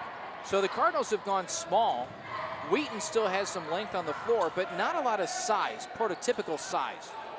I would say that Henry's probably your 4 if you had to pick right now. Would you agree with that? I would say so as well. The funny thing is, you look at the beginning of the season, you had Raritan at the 3, Fairley at the 4, obviously Sorensen the 5, and Henry going to the 2, along with Chang and Anderson kind of flipping in there with the 1, 2, and 3, or 1 and 2 positions. pass intended for Sorensen is nicked and shot out of bounds. Anderson very aggressive in the early goings of this one. Also in number 11, Tyrell Derrick. And they need Anderson's ability to direct and to create havoc for the Wheaton defense if they want to succeed tonight.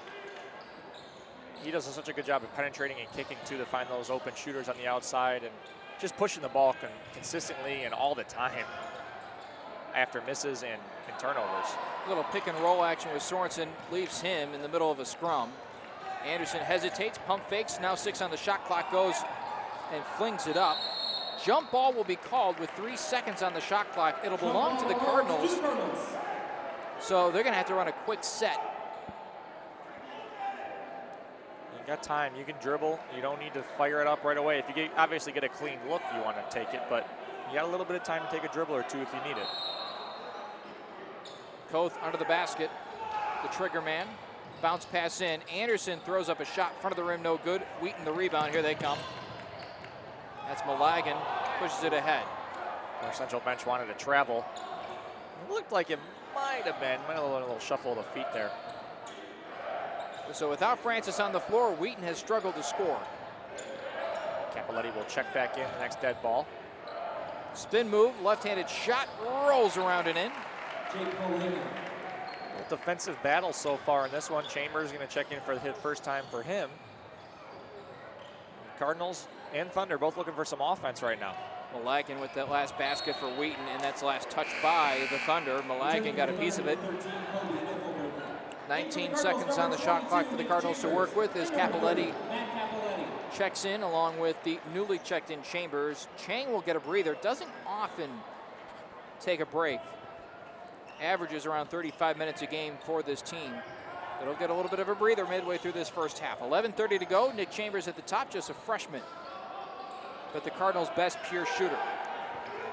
Anderson goes to work, into the lane, bounces out. Chambers spots up for 3. Rolls it off the back of the iron, no good. And a battle for the basketball, and a foul called on the Cardinals. Is that going to be on Phipps or Chambers?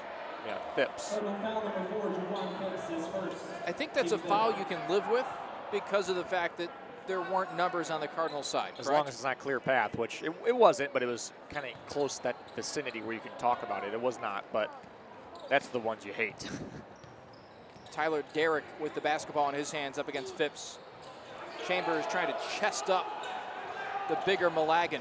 He goes baseline, and a pushing foul on Chambers as he got a little too far into the body of Malagan. I feel like Phipps is just waiting for Francis to check in. He just wants to guard him. That's his challenge tonight. Still on the bench. A little surprised to see him on the pine this early. Shot left short. And now the Cardinals out and running. Don't have numbers, and Anderson will leave it off. Sorensen will pull the 3. Strong. And the ball bounces around a few times. Malagan controls and pushed ahead. Samuelson drives to the basket. Up and under move. No good, but a foul on Capoletti. Capoletti already have 4 rebounds in this one. Sorensen also with 4 rebounds. Picks up the foul there. The Cardinals racking up the fouls early here. That is their 17th foul, and that's Capoletti's 2nd. You'll see Henry check in for him. Some of the cheerleaders almost took a shoe to the face, unfortunately. One of the officials under the basket was trying to get out of the way of that steamroll to the basket and backed up right into the little cheerleading section there on the baseline. This seems like one of those games right now where everyone's got to be ready to play, because if anybody recalls the last game of last year in the NCAA tournament, foul trouble was the storyline for the entire game. Is I think 3 or 4 guys fouled out for North Central, a couple for the opposing team, but this is one of those games where 7 fouls early on. You got to be looking up at the scoreboard and saying we can't foul as much. 2 fouls on Capoletti. That's a big one for the Cardinals as Chambers pulls it down with one hand. Acrobatic play for the freshman. 10-20, 10 seconds on the clock. Koth trying to turn the corner. Nice skip pass. Erwin Henry a 3. Knocks it through. Cardinals get one to go finally from deep, and Henry breaks that dry spell as Anderson hit one early, but since then they've been a little cold. Up and under move, doesn't go. Offensive goaltend. And they're going to call that the ball was still in the cylinder when it was touched by a Wheaton player. I don't know if that was necessarily the case. I thought it was coming off the side, but the call goes against Trevor Gunter, and the Cardinals will possess. In Division III, you might see that call once every 3 months. It's the first time I've ever actually seen it. Yeah, that's not often. Offensive foul. Koth caught with a moving screen, trying to shake loose Chambers in the corner. That's 2 on Koth now, as Koth has 2, Capoletti with 2, Henry and Sorensen, the only 2 players that don't have a foul. And those are the 2 players that you need to make sure you keep out of foul trouble. Those are the big guns. The 2 leading scorers. Near side corner, Chambers.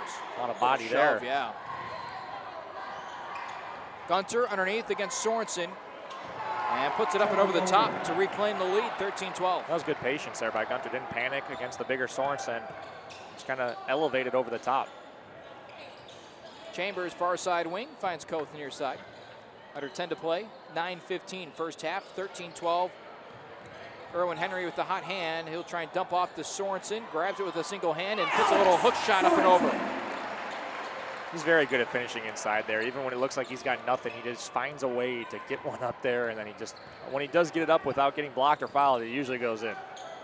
Just a tremendous amount of touch for that type of shot. Gunter outside, no willingness to shoot as Francis is back into the ball game. Saw Koth close out the entire way till he was at the volleyball line, keeping that hand up, not letting him get a look. I think it's safe to say the Cardinals will not go under a single screen that Francis takes all night. 3-pointer made from the outside. It's Kobe Eichelberger with the basket. Now Wheaton's up by 2. See Chang running the point position here as Anderson's ready to check back in. See what the Cardinals look for offensively.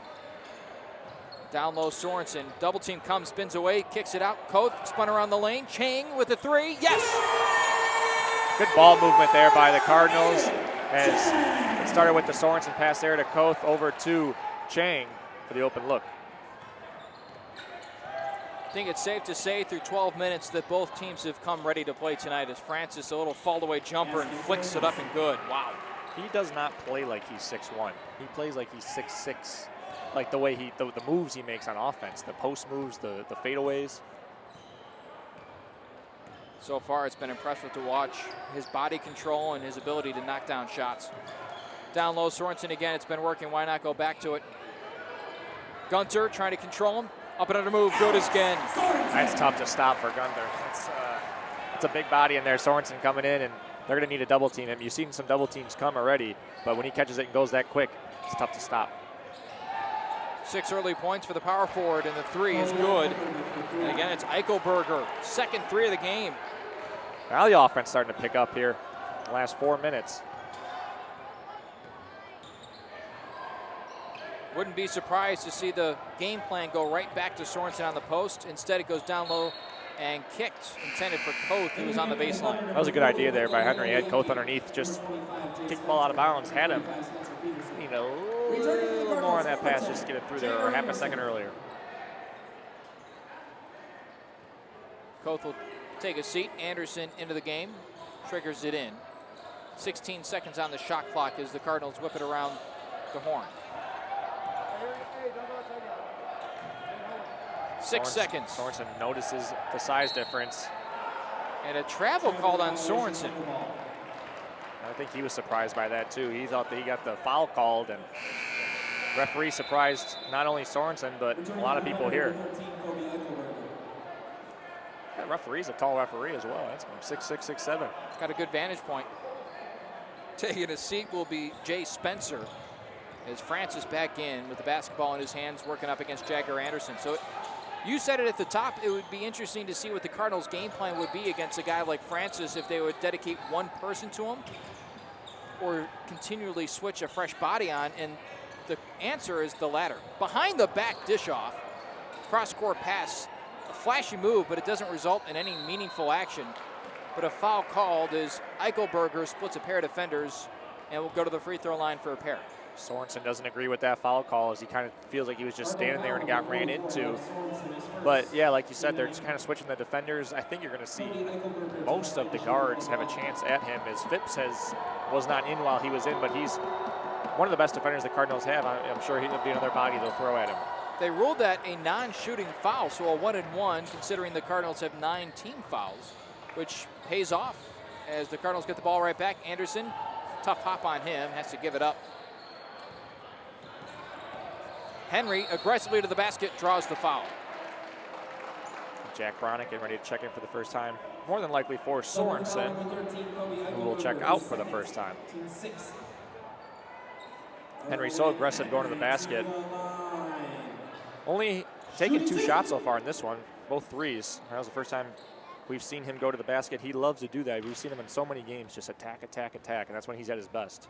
Such a great slasher, and I think a lot of it has to do with the fact that he's left-handed, and because of that, most defenders aren't quite as comfortable trying to push him right like they typically would push somebody left. You're just born to, you're taught when you're little to force everyone left. That's just the thing when you're 3rd, 4th, 5th grade, force them left, because they can't usually dribble with their left hand that well at that age.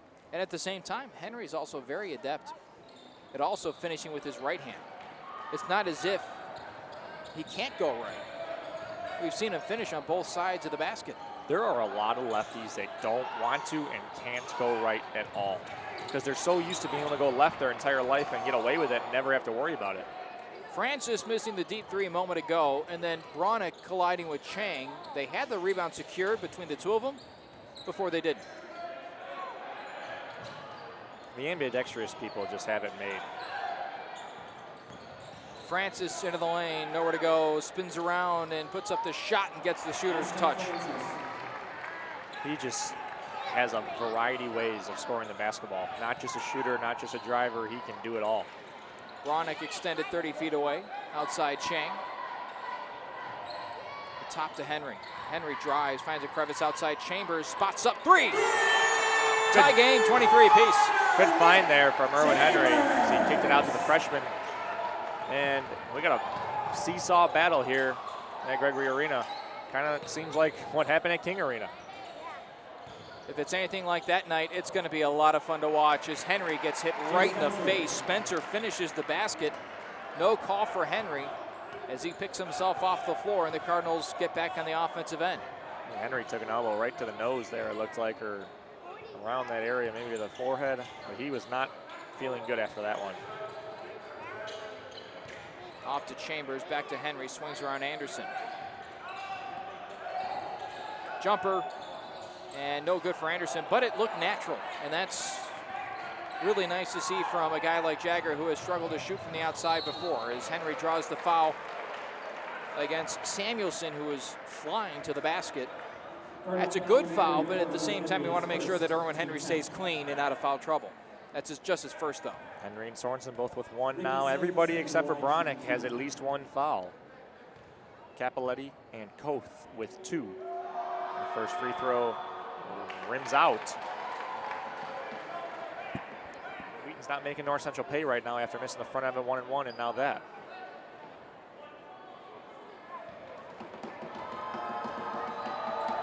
.423 first half, and the second free throw is no good. So 25-23, Samuelson misses a pair. That's 4 points they left out there with the front end of a 1-and-1 miss, and now those 2 at the free throw line. Bronick the screen, Chang comes around. Off to Anderson. Drives baseline. What a move from Jagger Anderson. Oh my. That is just floating in the air. And now Anderson's gonna pick up a foul. That's gonna be his second. We still have 4 minutes to go in this half, and that is the Cardinals' 11th foul.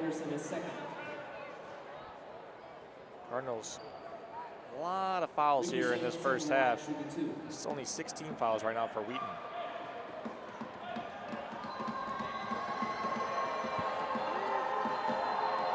Samuelson nearly misses another. Phipps checks in for Anderson. I think that's a safe move for Coach Todd Raritan to make sure his veteran point guard stays an available body in the second half. it looks like Capoletti and Koth might be done for the half with their 2 fouls. We'll see if they come back. Now Anderson will join them. Sorensen, we'll see if he comes back this half. He only has 1 foul. Jumper, in and out, no good for Henry. The rebound still bouncing around underneath and finally converted. And here comes Sorensen. He got a nice extended break. Now cut to the basket. Samuelson ran right into Chambers. And a travel called on Samuelson. And there's a really good defensive possession for Chambers, who at times has been a little lost on the defensive end there. Aware, patient, and stayed disciplined. He's got a big, strong body, too, as a freshman only. And he's used it well, as he didn't lose his position, like you said. Stayed patient and forced that turnover. Strength can do that for you. You say strength or strength? Strength. Okay, I've heard strength a lot too lately. I don't know. I don't think that's the English language. I've heard it a lot on broadcasts. Long pass over the head of Chambers, but underneath Chang, and neither of them knew who that pass was destined for. 27-25, 3:10 up on the clock. First half of action. Both of these teams have been battling back and forth. You see the original matchup now, Chang back on Francis. And he's going to go to work now. He wanted to dish that off and still made that shot. It seemed like he made that decision in the air that he wanted to shoot that. That's tough to defend. That was good defense by Chang. In midair, I believe he looked to his left and then went back to the basket, shot it, and made it. Chambers, and it's going to be a foul on Sorensen, who went over the back. That's his second. We'll see if Bronick or Klossel check in. I'm going to pick a jack. It's going to be Klossel. And Mike Wiz will check in as well. He's emptying the bench, as that everyone has played that's dressed now. They're going to have to wait, as Trevor Gunter will have 2 free throws. I like to see Mike Wiz check in. He's a Lamont product, where I went to high school. Is he a whiz with the basketball? He has the record for threes in a game there with 11. That's pretty tough to do. 11 in one game, I would say so. He can shoot the basketball, I guarantee you that. So Chambers comes out, so does Sorensen. Wiz and Klossel check in. Mike Wiz actually went to University of Houston and played baseball his freshman year. Everybody's got a backstory, you just don't know it, right? Free throw's good. Make it a 6-point game. 2:30 to play, first half. Now Phipps back in the game as well. We'll see if he's going to be matched up on Francis. I would assume so. Chang kicks it out. Wiz outside, back to Chang. Screen from Klossel. He popped instead of rolled. Henry, quick touch pass to Phipps. The shot, elbows around, no good. With the shot clock bearing down, the Cardinals can't convert on the offensive end. Francis will drive. No foul called. Good play there from Wiz on the defensive end to stay straight up and down. Ooh. A lot of contact. Chang, a 3, knocks it down. Yeah, that looked like that they might have gotten away with. I don't know if it was a charge or maybe just a good no call, but Chang makes him pay. Henry, when he tried to dish that off, jumped and ran straight into a Thunder player. Hold on, there's a foul on the floor. Klossel fouled Gunter. They're calling a lot on this end, on North Central's defensive end, that some of them might not be. That looked like it was pretty good defense there from Klossel. As we saw in the previous possession, Mike Wiz with some very good defense. Klossel followed up with that, but just didn't get the benefit of the doubt.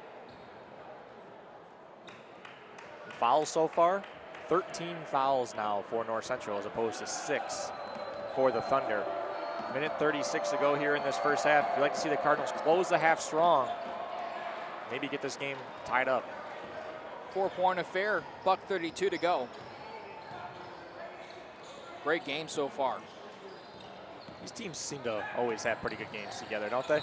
Chang flips it up and will draw the foul. Almost got the basket as well. I don't know how he managed to put that basketball anywhere near the vicinity of the rim, but he did. I'm not saying that wasn't a foul, because it probably was, but they have to call that down here if they're going to call on the other side.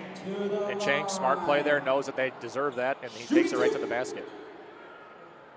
Chang, the second most lethal free throw shooter in the conference, a shade under 90% on the year. So this is the guy that you want at the free throw line and as many times as possible. Chang, a very just good-looking shot. You kind of like the look from it from the outside, and right the first time I saw him shoot as a freshman last year, you knew he was going to be a threat for 4 years from downtown. It wasn't he made one, maybe he can shoot, just like Chambers. You see Chambers' jump shot, and you know he's going to be a threat for 4 years. It's a high release, and it's very controlled, and he repeats it every single. I've never seen him take a shot where I thought, ooh, that's an ugly shot. It's the same stroke every time. That's hard to do as a shooter. Yeah. Wiz trying to guard the baseline, trapped. And the pass down low to Gunter. Klossel there. Count the basket. Gunter will go to the line to try and convert a three-point play. And the whistle leaves the Cardinals a bit puzzled as to what Klossel did to draw the foul. And that one foul is on Mike Wiz. I guess it was reaching in. Did you see the reach in there? I wasn't sure. I thought they called it on Klossel. Another missed free throw. 1 minute remaining. Not a good free throw outing so far for Wheaton. Under a minute to play, first half of action, 34-30. Wheaton with the lead against North Central in a game that both teams really need. Fire to the outside, Wiz a three. And there it is. I told you can shoot from 3, and that's his first points of the season. It's good to see the transfer get one to go here in some meaningful time. That's a big spot, too. You want to go into the half with some positive momentum, and that certainly helps. A stop here would further help that as well. Lefty shot missed, Wiz the rebound, and the Cardinals will hold for the final possession of the first half. And you can take the lead here with a basket and go in very happy. Looks like they're going to do a little screen for, they're going to run towards Wiz's side after making that shot. Give him another heat check. Almost hit again. The rebound controlled by Wheaton, and that'll mark the end of the first half, as that somehow went in after banking off the top of the pole, and the crowd reacts. Does not count. It wouldn't have counted even if it came before time had expired. But some good old fun here inside Gregory Arena. What about that first half? A lot of fun. 34-33 at the break. The visitors with a 1-point edge. The crowd is on edge. We'll take a break as well. 15-minute timeout. We'll be back on the other side on NCTV 17.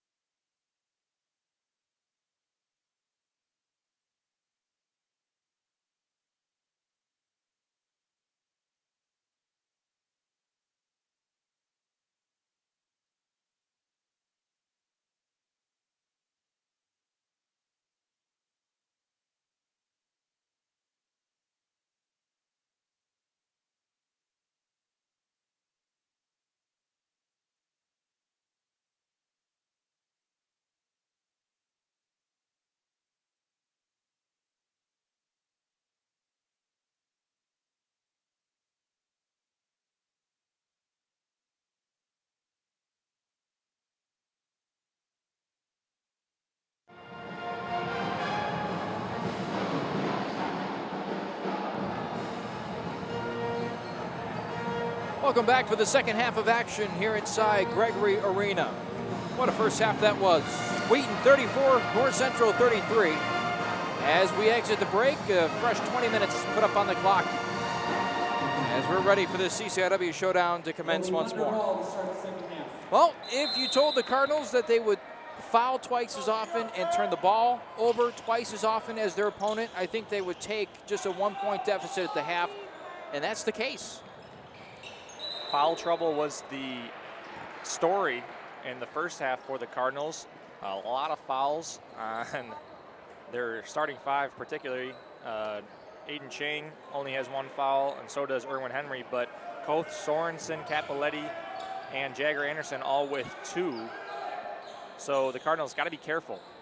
Everybody except for Bronick everyone has played for the Cardinals that's dressed. Everybody but Bronick has a foul. Samuelson, floater in the lane is good. Peters is back on the floor after he picked up 2 quick ones in the first half and sat the rest. So he's a nice little boost to the lineup for the visitors as the Cardinals search for their points in the second as well. Sorensen gets a double team. Nice pass out of it. Capoletti strong to the basket, but shot erased by Gunter. Good find there from Sorensen, but just a better defensive play. Nothing much you can do there. Chang, the leading scorer in the first half of the Cardinals with 8. Shot from Peters, deadens on the back of the rim. And here comes Jagger Anderson all alone in the front court. He'll take it right at him. Oh my, Jagger Anderson again.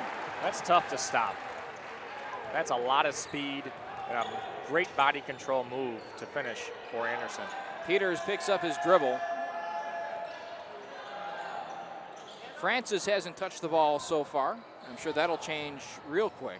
Although Peters takes it right to the basket and scores at ease. Peterson goes down after, feet tangled up, but Peters looks a lot like his brother. The facial expressions, just everything looks a lot like his older brother, who was a great player for the Thunder. Boy, I remember, and I was telling some of the Cardinal players this showdown between Tyler Peters and Vince Kmick, who's now one of the coaches on the Cardinal bench, and they just kept going right at each other, trading shot for shot, and it was so much fun to watch. I do remember a couple of those battles. Henry for 3, ties this game up at 38. Good ball movement there, good start to that possession with the drive and the baseline kick from Anderson.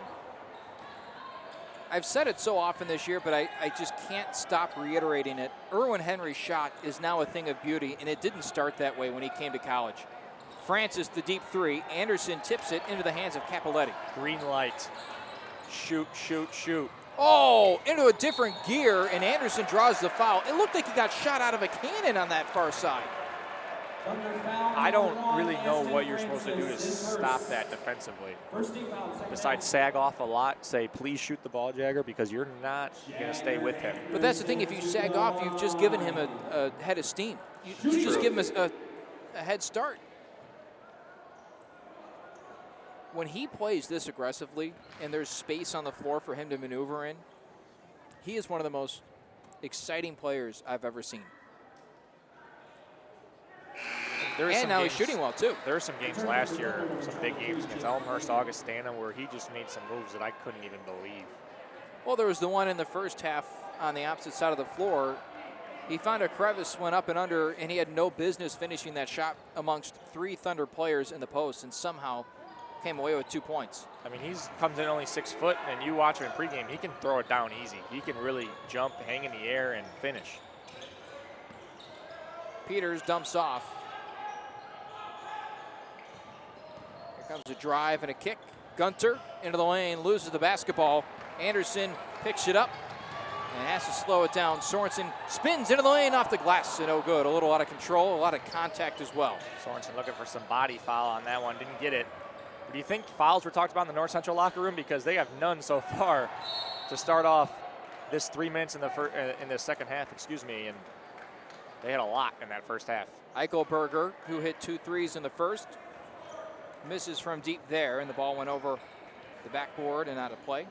Playing good physical defense without fouling is a lot harder nowadays than it used to be with the new rules. Sorensen, Capoletti, he'll take the 3. Short, caromed straight down. Samuelson the rebound, ahead to Peters, drives and stops. Samuelson will pull. Oh, almost went in. Bounced around the rim for a while, and Anderson calling for it. He wants to go with it. Fast break. He's got 1 gear. 6th gear. Just go. There's a hand check foul. And a call against Jake Malagan. Thunder foul number 23, Jake Malagan, his second. So 2 team fouls on Wheaton. That first half ended with the Cardinals owning 14 team fouls and Wheaton just 7. So I'm sure it wasn't even just talked about in the North Central locker room. I'm sure it was talked about by the referees at halftime because obviously things are skewed one way or the other. Henry with the basket. Obviously they're not going to change the way they call the game, but they may try and open up their eyes and see exactly what's going on. Good. There's Peters picking up the ball off the floor, and it's last touch by Wheaton. Cardinals coming away with it, and the bench explodes. Cardinals playing with a lot of energy right now in this second half, and you love to see that. The bench getting up, clapping, going nuts. It's something you really like to see, especially in this rivalry between Wheaton and North Central. You just hope it sustains, that you can keep that up for 20 minutes. Anderson bouncing around outside Henry, shot fake, and he traveled. At least that's the call. Returning from the Thunder, number 25, Jay Spencer. Chang back on Francis, the original matchup to start the game. I'll tell you what, if I'm the opposing guard, I don't want Jagger Anderson pressuring me full court. I'd be a little nervous. He is so quick at getting in those crevices and getting those steals. Francis has been quiet to start this first 5-minute stretch of the second half. Spencer a 3, rims around, no good. Peters flailing around under the basket trying to draw a foul. Instead, it goes to Chang, batted into the corner by Henry after the tip. Heads up play there from the junior guard. Anderson outside, kicks it out. Chang lines up a 3. Well off the mark to the left. Look good from this point of view. I think he was anticipating if he got a normal pass there, he would run a catch and shoot, but the pass came a little low and he had to corral it, and that kind of threw him off. Eichelberger drives amongst the trees, misses the up and under move. Anderson picked up his dribble, now asking for the basketball right back. He wanted to heave it deep. Smart play there not to turn it over, though, not just throw it or travel with it. Under control. Sorensen rolling to the basket, jump shot, count it. And suddenly it's a 5-point lead for North Central after they came in to the second half down a point.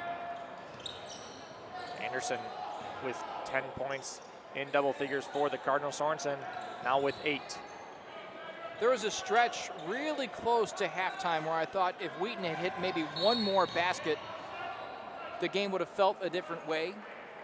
And obviously the Cardinals stemmed that tide because it was a 1-point game at the half. And now all of a sudden North Central has gone on their own little run, and you certainly don't feel like they controlled it, but they certainly had the confidence to compete against this team. That foul on Chang, that's his second. You'll see Tommy Koth check into the ball game. Into the game for the Cardinals. He also has 2 fouls, and he'll take the duties of guarding Francis. That's a pretty tough assignment right there. 14:28 to play, second half. 43-38 to score. Thank you for tuning in to NCTV 17 or on the internet, nctv17.com. Francis with the no look, getting a little fancy out here. We've already seen it behind the back. Anderson punts it into the bleachers on the near side, trying to deny the entry pass into the post. Another low fouling first 5 minutes after the Cardinals and Thunder swapped quite a few in the first half. We saw the same theme in the women's game as well. Screen, Anderson comes around. The shot put up, silky smooth for Zach Vam. And a 30-second timeout taken by Wheaton. They want to talk it over, down by 3. Get your 50-50 raffle tickets out. But at this point in the game, obviously everything is up in the air as far as who has control. But nobody's backing down. And on the defensive end, they're forcing tough shots, but both teams are making them. And right now you've been changing up, like we've said, throughout the game. Chang now with 2 fouls out, Koth guarding Francis. I don't really know if you found a best option against him, as they've contained Francis pretty well so far. Everyone's done a pretty good job on him. But it's just limiting his attempts. I don't think it's whether he makes it or not. It's just trying to limit his attempts because he's got a lot of Juwan Henry in him. He's going to make hard shots. He's going to make shots that you don't expect him to make and you can't do anything about. So it's just really limiting him from getting those looks at all. 5 of 11, 10 points, but perhaps it's just me, but I feel like as if those are quiet 10 points. They haven't come in long spurts. They've been interspersed throughout the first 26 minutes of this game, and he's also over from behind the three-point line, which also helps. And I would say that they're doing a good job of denying him the ball, not letting him catch it everywhere he wants to be. You saw Coach follow him with his hand out all the way to the volleyball line earlier in this game. That's pretty much saying that somebody else is going to beat us. It's not going to be Hassan Francis. He's going to get his points. He's probably going to end up with 18, 20 points. He's probably going to do that. That doesn't mean you didn't do a good job on him. So far North Central's game plan has been very good. Henry with the basketball looking for Sorensen. Gives it off to Koth instead. Stats are almost identical for these two teams. The Cardinals 16 of 33 shooting. Wheaton 15 of 34. 6 seconds on the shot clock. Sorensen has to pass up a three, drives and kicks, and it's an offensive foul.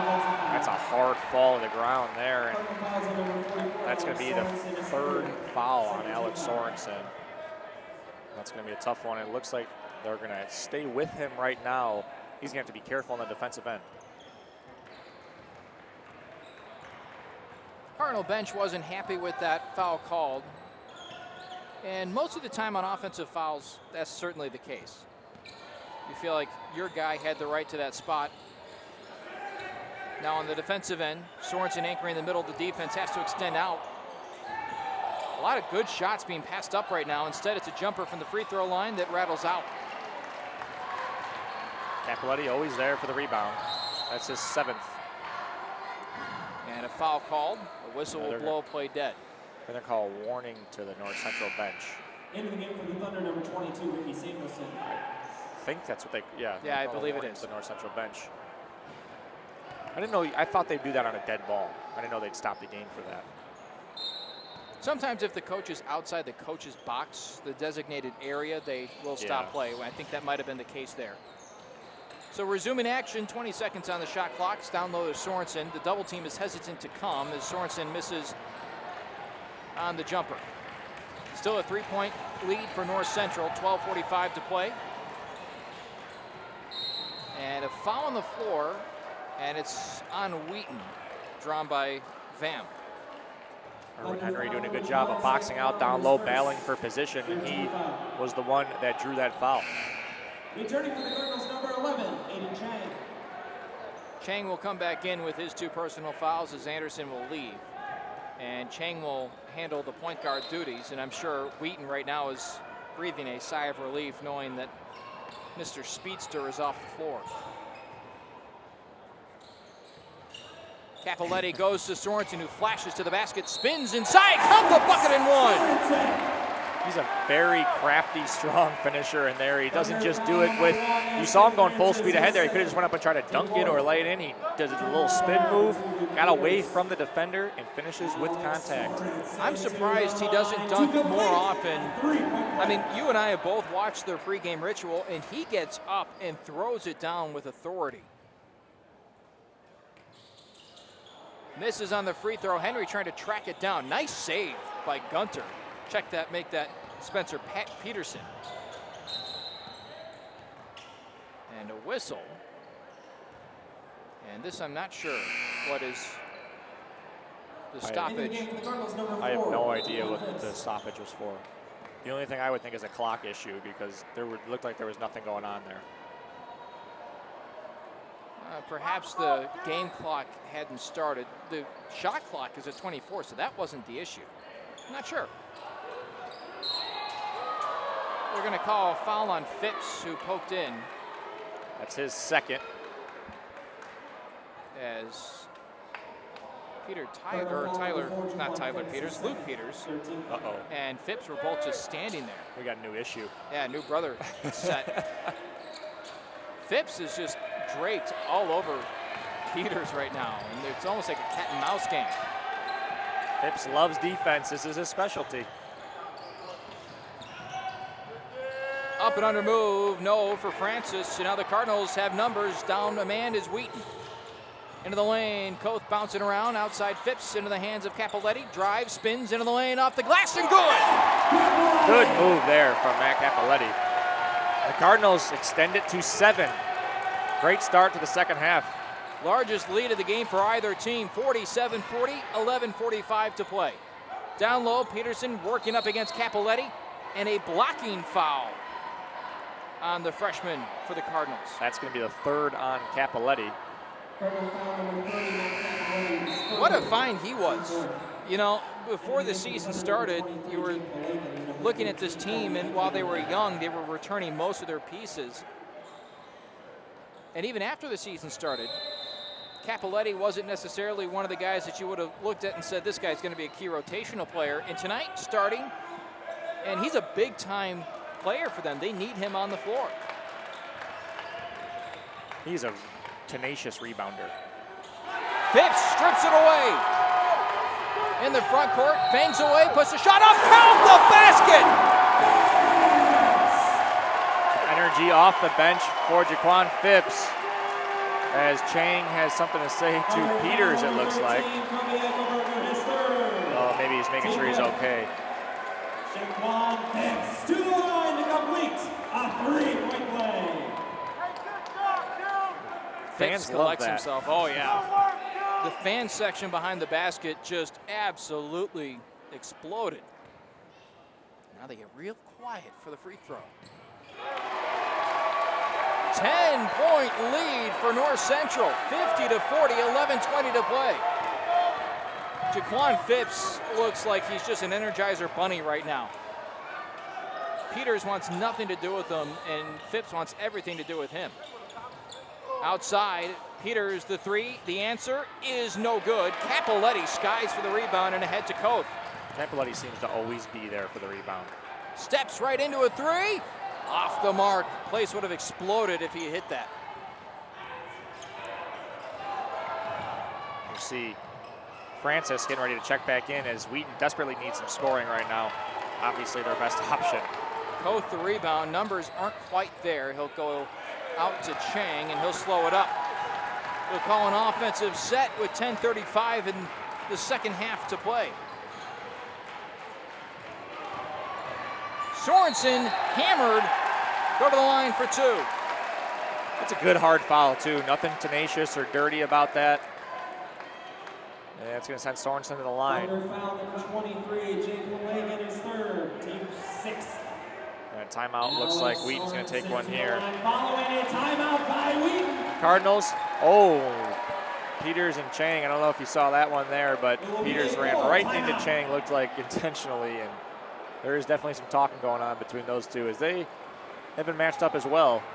But Phipps on him right now. But Cardinals in the second half couldn't have really drawn up the first 9.5 minutes much better.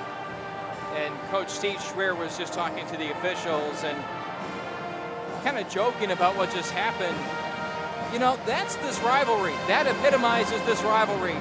These big fights never quite happen, which is what you want to see. But there's those little battles within the game between players that make this rivalry so much fun to watch. And we alluded to it earlier. The older brother of Luke, Tyler, and Vince Kimmick, those two guys were notorious at going back and kind of chirping back and forth while they were playing. It'd be a lot of fun to see that type of rivalry renewed between these two teams. And seeing just how young they are, it's entirely possible. Vince can make a little bit more of a talker than Aiden Chang. Vince, he wasn't always talking, but he would talk if he had to. Yeah. And if Peter said something to him, Vince would talk right back and went back down. And usually, almost always, Vince would back that up with a big three-point shot down the stretch. In your face three. Aiden Chang has done that this year as well. You go back to that Wartburg game, and he hit a clutch three in the corner. So he himself is a big guy down the stretch trying to knock down shots as he's all fired up waiting for Sorensen. And if you're Chang there, why not? I'm not saying you should have. Why not flop there? There's no review. Just go down, get your technical. In the NBA, they would have done it. Oh, yeah. Did you see that Oregon College flop? No. Oh, my. Good acting job. Oh my, look that one up. They said maybe the worst of all time. Phipps pokes it away, dives on the floor. Who was the last touch by? And they're going to say it's off of Phipps. North Central bench going nuts. They only have 3 seconds to get it across the timeline. Boy, Phipps right now, he's having a lot of fun. He's having a lot of fun. The Cardinals will go to a full court press to try and force this 10-second backcourt violation. And instead, Coach Mike Schauer will call a timeout. 30-second timeout. And the Cardinal bench likes that as well because they're forcing Wheaton to burn their timeouts. They've only have 3 left. Cardinals have used none. So North Central's defense right now just wrecking havoc. And 6 points, if I'm correct, in this half so far for Wheaton. Yep. It's not been a very fluid offensive half, and you got to believe the ball's going to go right into Francis' hands the first time they get across half court here. 14-6, the second half score. And now the Cardinals lead by 11 following the free throw by Alex Sorensen. Obviously this whole year the Cardinals have played with a certain level of passion. This is the most energized I've seen them as a group tonight.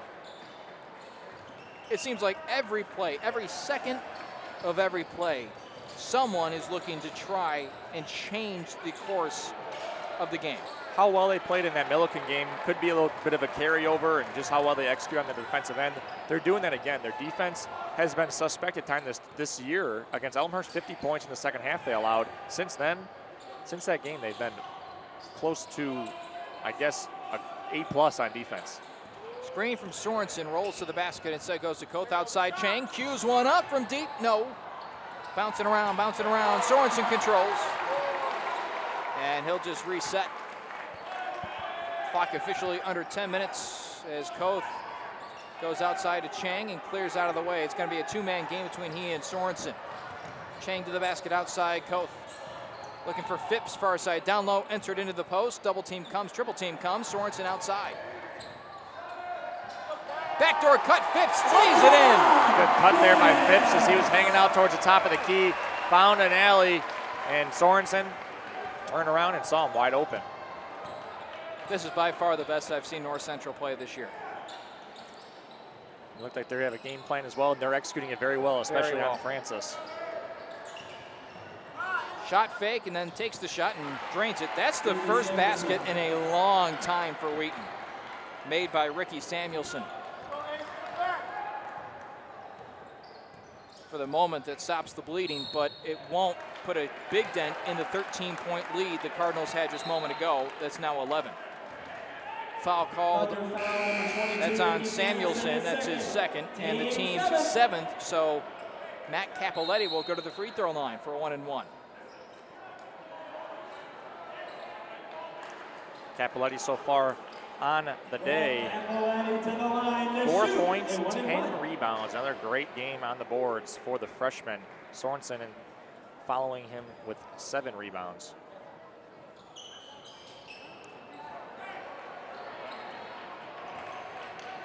Sorensen out there with those 3 fouls. So does Capoletti. They both have 3.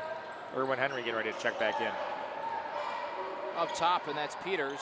Francis has been almost a non-factor in this second half. Samuelson outside 3, no. Capoletti fighting for it, and it's last touch by Capoletti, they're saying? Francis took an NBA 3 earlier in this half, and other than that, he hasn't really looked to score. They've really taken him out of his comfort zone. That's what we talked about, just not giving him attempts. Don't even give him looks to score. Inbounded, but a foul before the play, and they're going to call this on Koth. Koth, that's Koth's Cardinal 3rd. number 2, Tommy Koth, is 3rd, team 5th.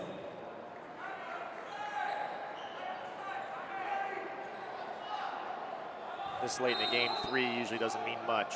4, you could talk about taking him out, but 3 won't do it. Francis off the inbounds, takes a quick shot and misses. Just his 2nd attempt of this second half. Phipps fires it to Sorensen, who was looking for Henry, but Phipps hadn't vacated that spot. That's got to be a whistle. It's either a travel or a foul. Would you agree? Actually, I think Henry kept his feet Did he? where they were. I don't know. It looked like it I had know to be that something. it doesn't seem plausible, but I think his toes were still in contact with the ground where they originally were, and that's why there wasn't a travel call. Don't see that very often. but the timeout taken by the Cardinals will allow them to reset. That's one of those where sometimes referee goes, he might have got fouled. I forgot to call it, but I'm not saying this happened. But if he did get fouled and he traveled, I don't want to call that either. So we'll just let him figure it out on the ground. I'm a proponent of letting them play, of allowing the officiating to come in only when necessary if there's something obvious, or if a singular player is trying to change the outcome of the game by being overly aggressive. I would agree with that. I think that's when you get your best basketball product on the floor.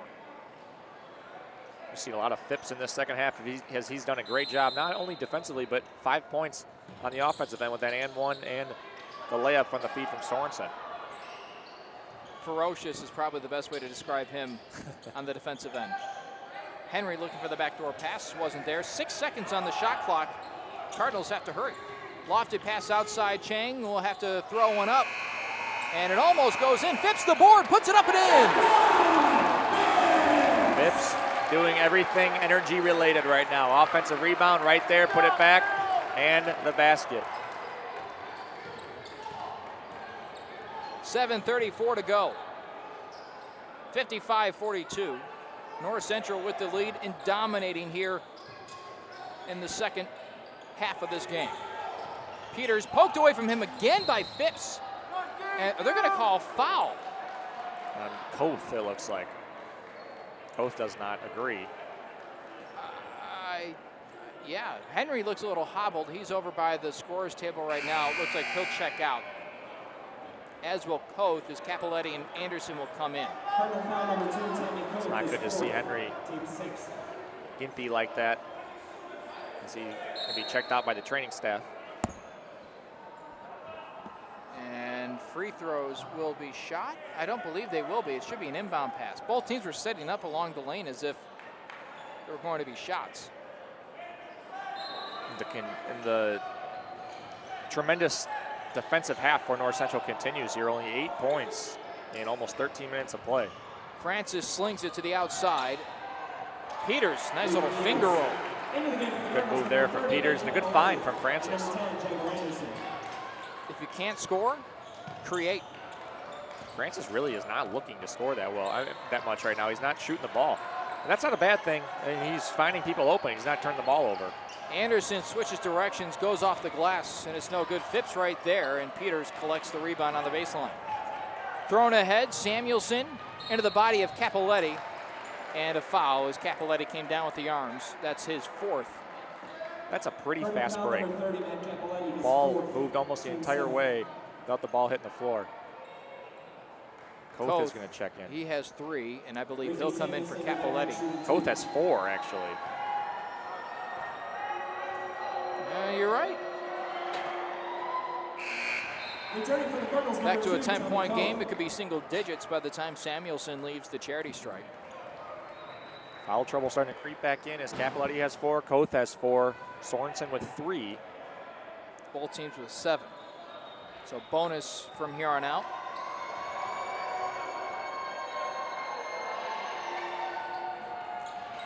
Phipps pulls down the one-handed rebound. Good box out inside to corral that one. Boy, he's been big tonight. 7 points and 2 rebounds and great defense from Phipps.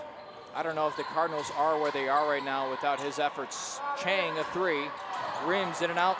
Koth, the offensive board, and it was made possible by Phipps, who was right in the middle of the lane, tipping that ball around.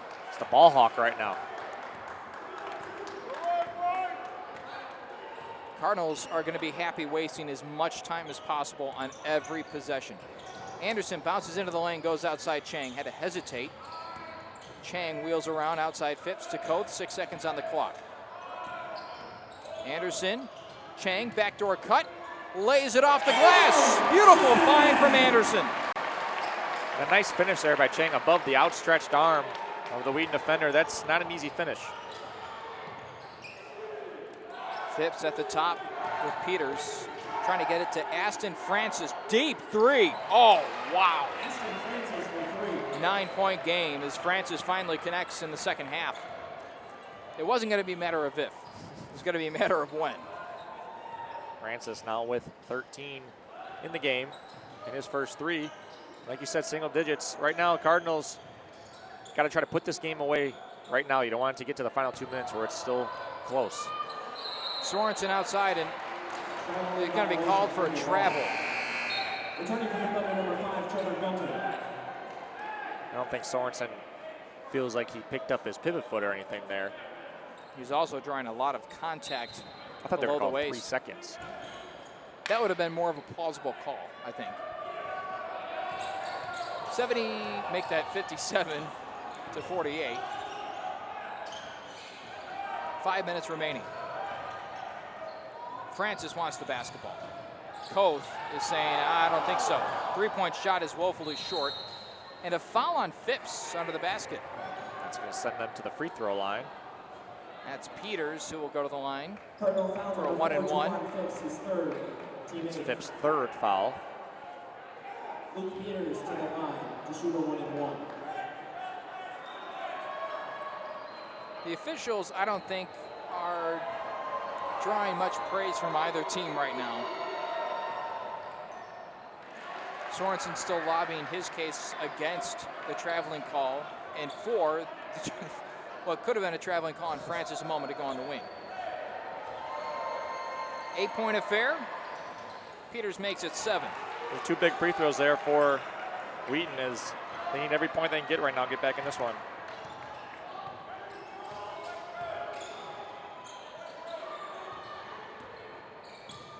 Anderson with it.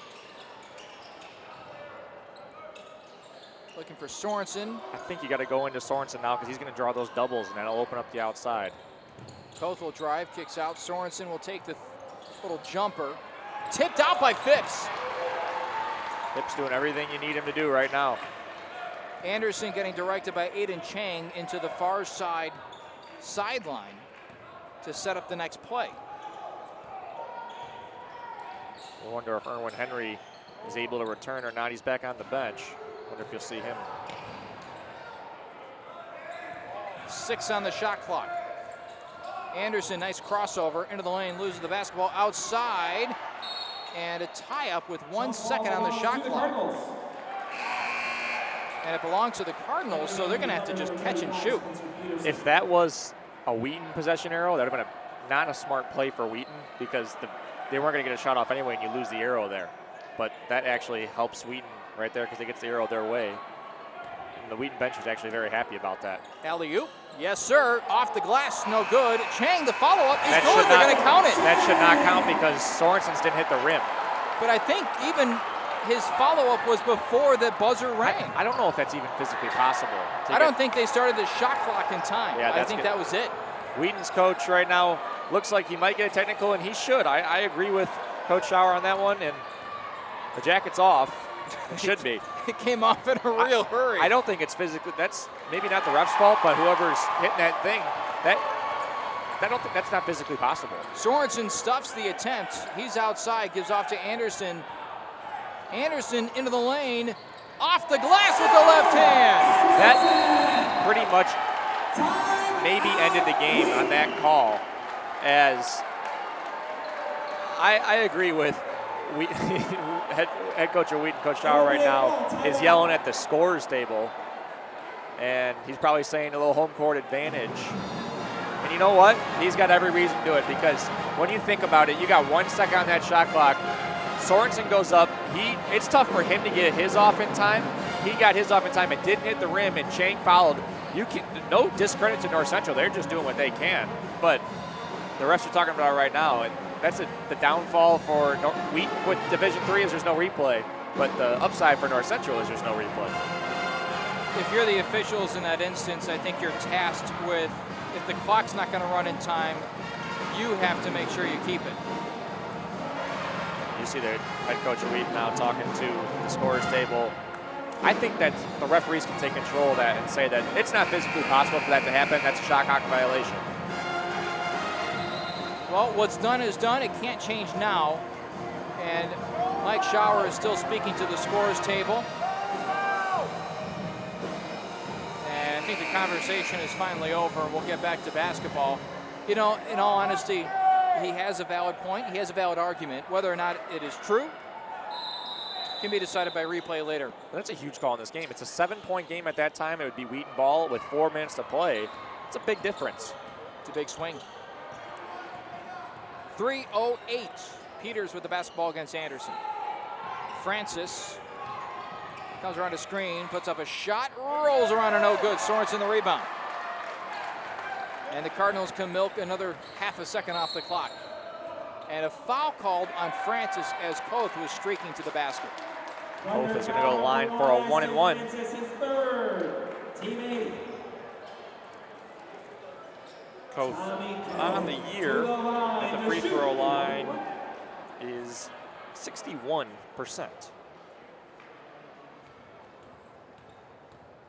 Not many attempts, only 13 on the year. Good on the first. It's a really good team effort victory if they can pull this out for North Central in this one. Very balanced tonight. 12 from both Chang and Anderson, 11 from Sorensen. Koth knocks down a second. Koth is without a field goal from the field, but I mean, he's made an impact just about everywhere else, as has Capoletti and Jaquan Phipps. Shot short from Samuelson, and Anderson with the basketball. This North Central team, in the second half, you got to talk about the defensive effort. 16 points they've allowed in this entire half, and they were down 1 going into the half. So just clamping down the defensive side, really limiting Francis from 3 and everywhere else. May I say that's the dagger? Aiden Chang screaming. A little emotion in this one. He's bouncing around like he's in an inflatable house. He's letting Peters know that he made it too. Outside, Sorensen gets it tipped away by Francis. Nice little scoop pass underneath, and Gunter lays it in.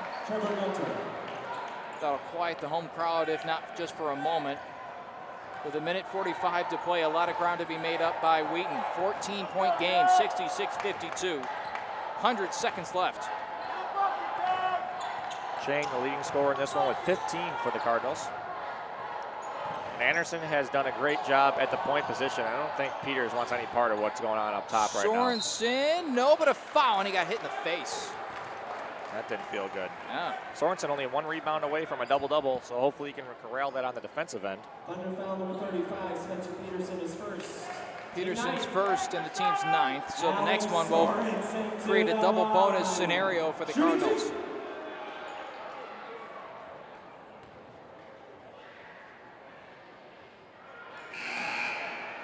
Into the game for the Thunder, number 13, Kobe Eichelberger, and number 12, Zach Kwon. Peterson out. Back in is Eichelberger. He had his moments in the first half with back-to-back three-pointers. Quiet since. A lot of storylines to this game. I don't know if any of them are bigger than the others, but the fact that the Cardinals have limited Aston Francis to just 13 points is pretty astounding. Yeah, that's 11 points under his season average. One of the top scorers really in the country, and definitely the top scorer in this conference. Sorensen, number 2 to him, and they just had a great defensive game plan. We talked about it early on. They threw a bunch of different bodies at him. He wasn't able to get comfortable with just one guy guarding him, and just didn't look comfortable out there really almost the entire second half. 1 minute, 26 seconds. Cardinals look to try and even out the conference record at 5-5. 10-8 record overall, and the playoff picture is muddy, to say the best, of the CCIW right now. A lot of teams that are hovering around that 500 mark inside the conference, and a lot of that can be attested to the overall dominance from Augustana and North Park. Both of those teams, I think, combined for 3 losses. They do. Augustana 8-1 in conference, North Park 7-2. Carthage and Carroll both 5-4. Wheaton and North Central just on the outside looking in. Illinois Wesleyan, who was ranked in the top 15 in the nation earlier in the year, also outside looking in at 4-5 in the conference. Minute 26 as Wheaton inbounds it. And an offensive foul on Peters as Anderson says, I'll take the basketball. And I think we may also take the win.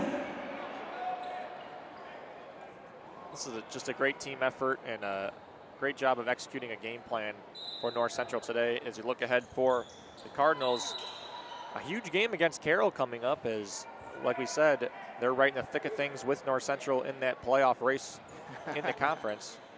Jaquan Phipps will get handed the basketball after he couldn't handle the hot pass from the referee.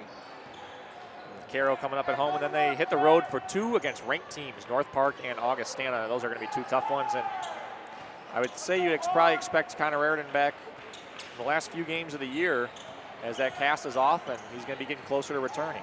Surprised Wheaton isn't fouling here? 1 minute remaining. No. He's pulled Francis. That's pretty much saying, there's our white flag. Nice basket there from Matt Capoletti. Looked like they were going for an alley-oop, and it got tipped. Out in front, Sorensen can slow it down. The Cardinals don't need to rush it anymore. 69-52. Late in the second half, 35 seconds remaining up on the clock. Peter's got to be careful here as Anderson's going to be looking to cross him up. And this place will go nuts if he does it. I think Anderson just said, I'm not going to shoot, just let me stand here, please. He said something to him and he stopped playing defense. He'll hand the ball off to the referee after the shot clock violation. A mere formality.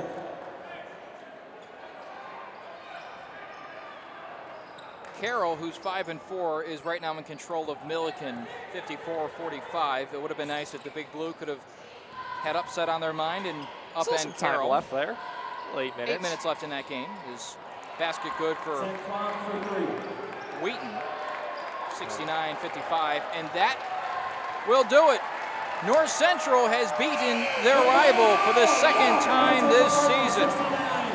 69-55 the final, and it was a full team effort for the Cardinals tonight. And a big win for this Cardinal team. Getting to 500 in conference. Got a couple of huge games coming up, like we mentioned. Connor Raritan looming in his return from the broken hand, and things are looking up for the Cardinals right now. They had a lot of adversity that they had to overcome so far this year, but this is probably the most promising it's looked since the first couple weeks of the year. Quick glance at the score sheet. Aiden Chang, the leading scorer with 15. 12 for both Anderson and Sorensen. Erwin Henry, who played the first half but had to sit out the second with what appeared to be an injury, with 9. Jaquan Phipps with perhaps the best game of the Cardinal reserves. Off the bench, 7 points, but just the hustle that he displayed on both ends of the floor paid dividends. A quick update from Kenosha, Wisconsin, and a game the Cardinals could really use some help from Augustana. The Vikings lead the Redmen 59-56. 4 minutes remain in that game as well. Those are the two teams that now lead the Cardinals in the CCAW. So there's your scoreboard update. Final takeaways from tonight, Eric?